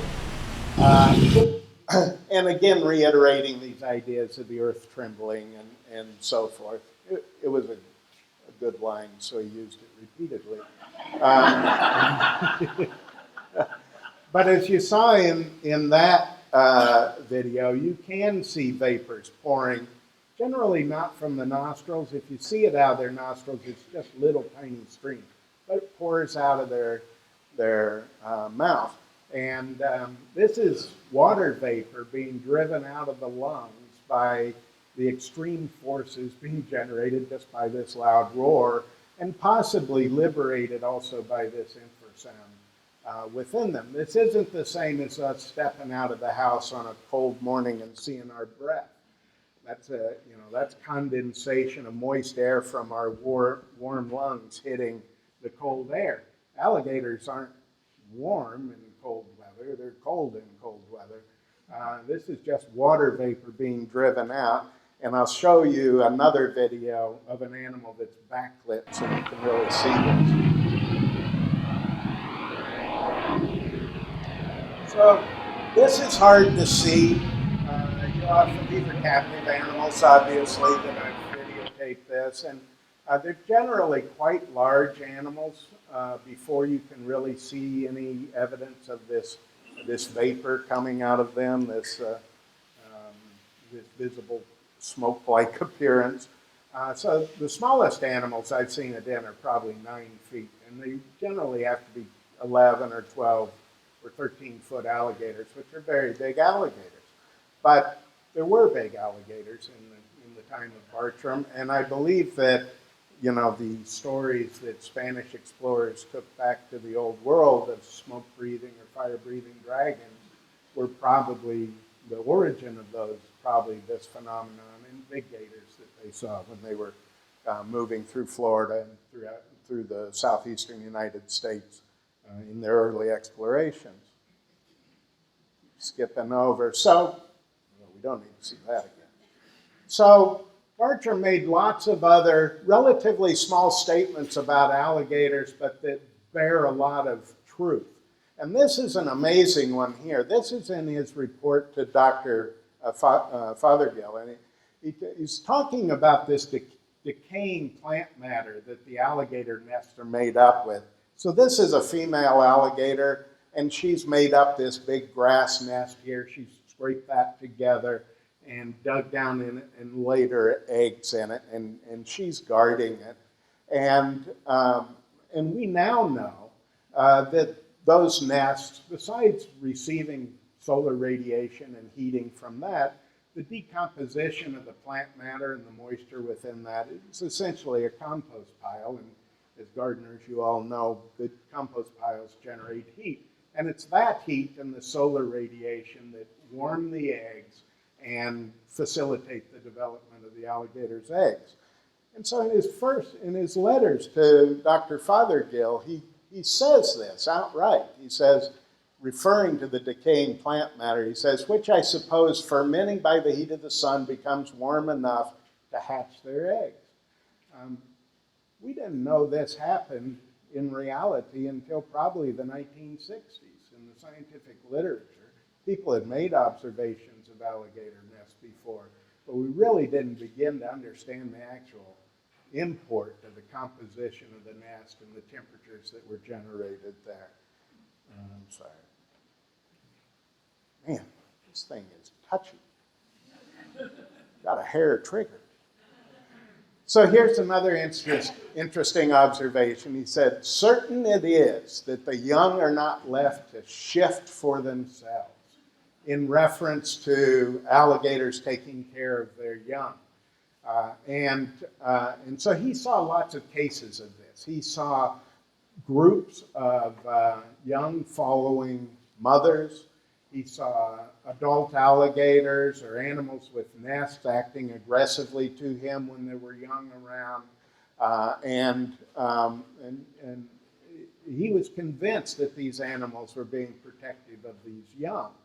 And we now know that alligators have extreme examples of parental care behavior, extreme relative to other reptiles, that all crocodilians do, that they guard their nests and they assist their young in hatching out of their eggs and getting out of the nests, and they carry them to the water in their mouth and protect them for months afterwards.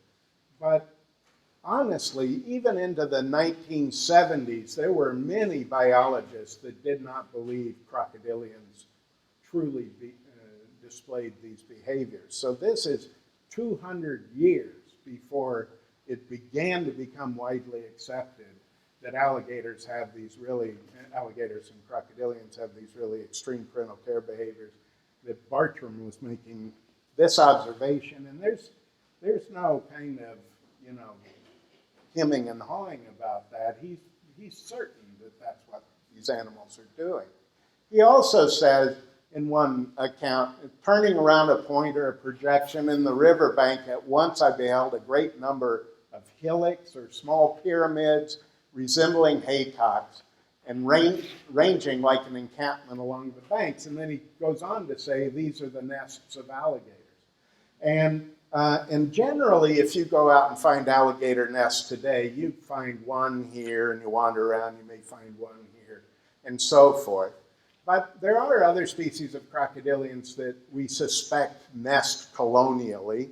And because they're protective, there's biological reason why they should, because there's more females around to protect them, or a female can go off and feed or hydrate while the nest is still being protected. But we generally don't find real concentrations of alligator nests. So this is a pretty extreme example here in Louisiana, where there's multiple nests, active and probably inactive. So there's a number of nests there. This is in a year of fairly high water, so there's relatively limited appropriate nesting habitat. They may have become clustered together.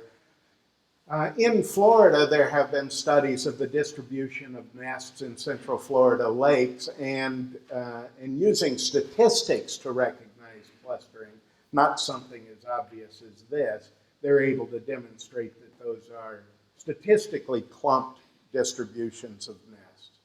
But in the past, when there were many more alligators, we don't know how many there were, but there may have been very large numbers of alligators. This may have been a common occurrence.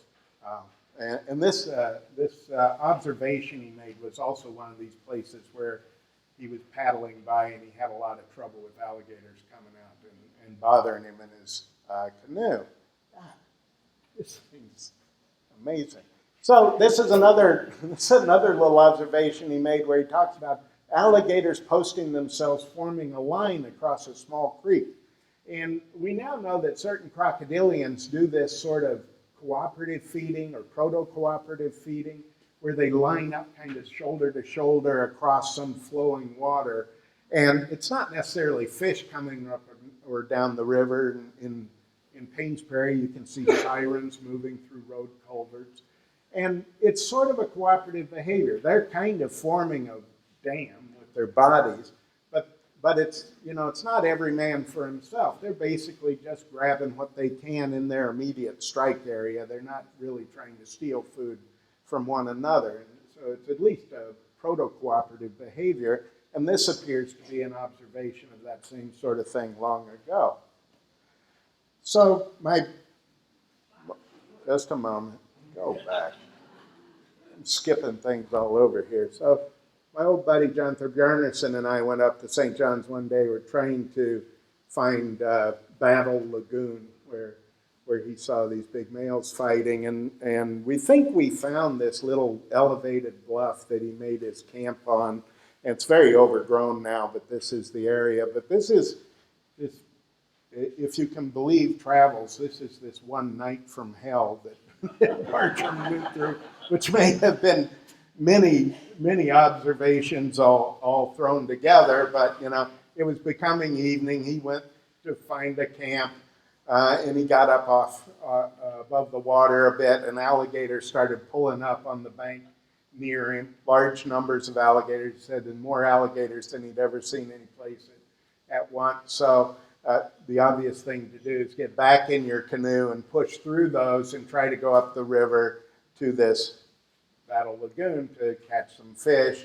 And he was attacked repeatedly by alligators. He eventually had to get out. He caught a bunch of fish, had to get his way back through all the alligators. As he landed back at his camp, he leapt from his canoe to shore, and he says an alligator lunged at him there. Later, he's cleaning his fish, back down by his canoe. There's some gator eyeing him, from the water. He says it used its tail and knocked fish off the canoe and ate some of his fish. He was terrified of these animals. And, he spent the whole night worrying about. Before he went to bed, he realized he had built a camp in a place where he really couldn't get out because there was marsh behind him. So as he's looking for an escape route, he gets approached by two big bears. So he ran back to camp. He had a bad night. And then the next morning, he went up to this area. Sorry. This is impossible. I thought it was just Dick being on there. So this is this area on the river called it's often referred to as Battle Lagoon or Mud Lake, where he saw two big males challenging one another. And these are clear descriptions of aggressive behaviors and dominance in alligators, which we now know is a common occurrence. And, he just describes, if you've seen these battles between big gators, you can easily visualize all of that happening from his descriptions. And then I've now shown you this video several times. But the one observation for which he has always been most soundly criticized is this one about saying there's so many fish in this one narrow part of the river that, is essentially a mass of fish from shore to shore. And the gators were so thick in that area that you could walk from one shore to the other on their heads if they would let you. And I'm sure he was not going to test that. But these kinds of concentrations of alligators still occur today rarely, because concentrations of fish occur rarely today. In 80 years ago, there were enormous fish runs, both in the St. John's or in our coastal rivers, where you have jubilees of marine fishes coming up into fresh water for periods of time. And there'd be thousands and thousands of fish, and alligators would congregate in those those areas and feed voraciously on those fish. So I believe that's what that description is that he was referring to and that he's been soundly criticized for. And if I can make it play now, this is a really crummy video that somebody took a few years ago in the Okefenokee out near Billy's Island. And there are dozens, if not hundreds of alligators here. And this was a big run of catfish moving through this little narrow channel out in the swamp. And these guys are just motoring their little John boat up through all of these. But I don't think it would be an exaggeration to imagine that you could step from head to head and from shoulder to shoulder if they would allow you to do that. Okay, thanks very much.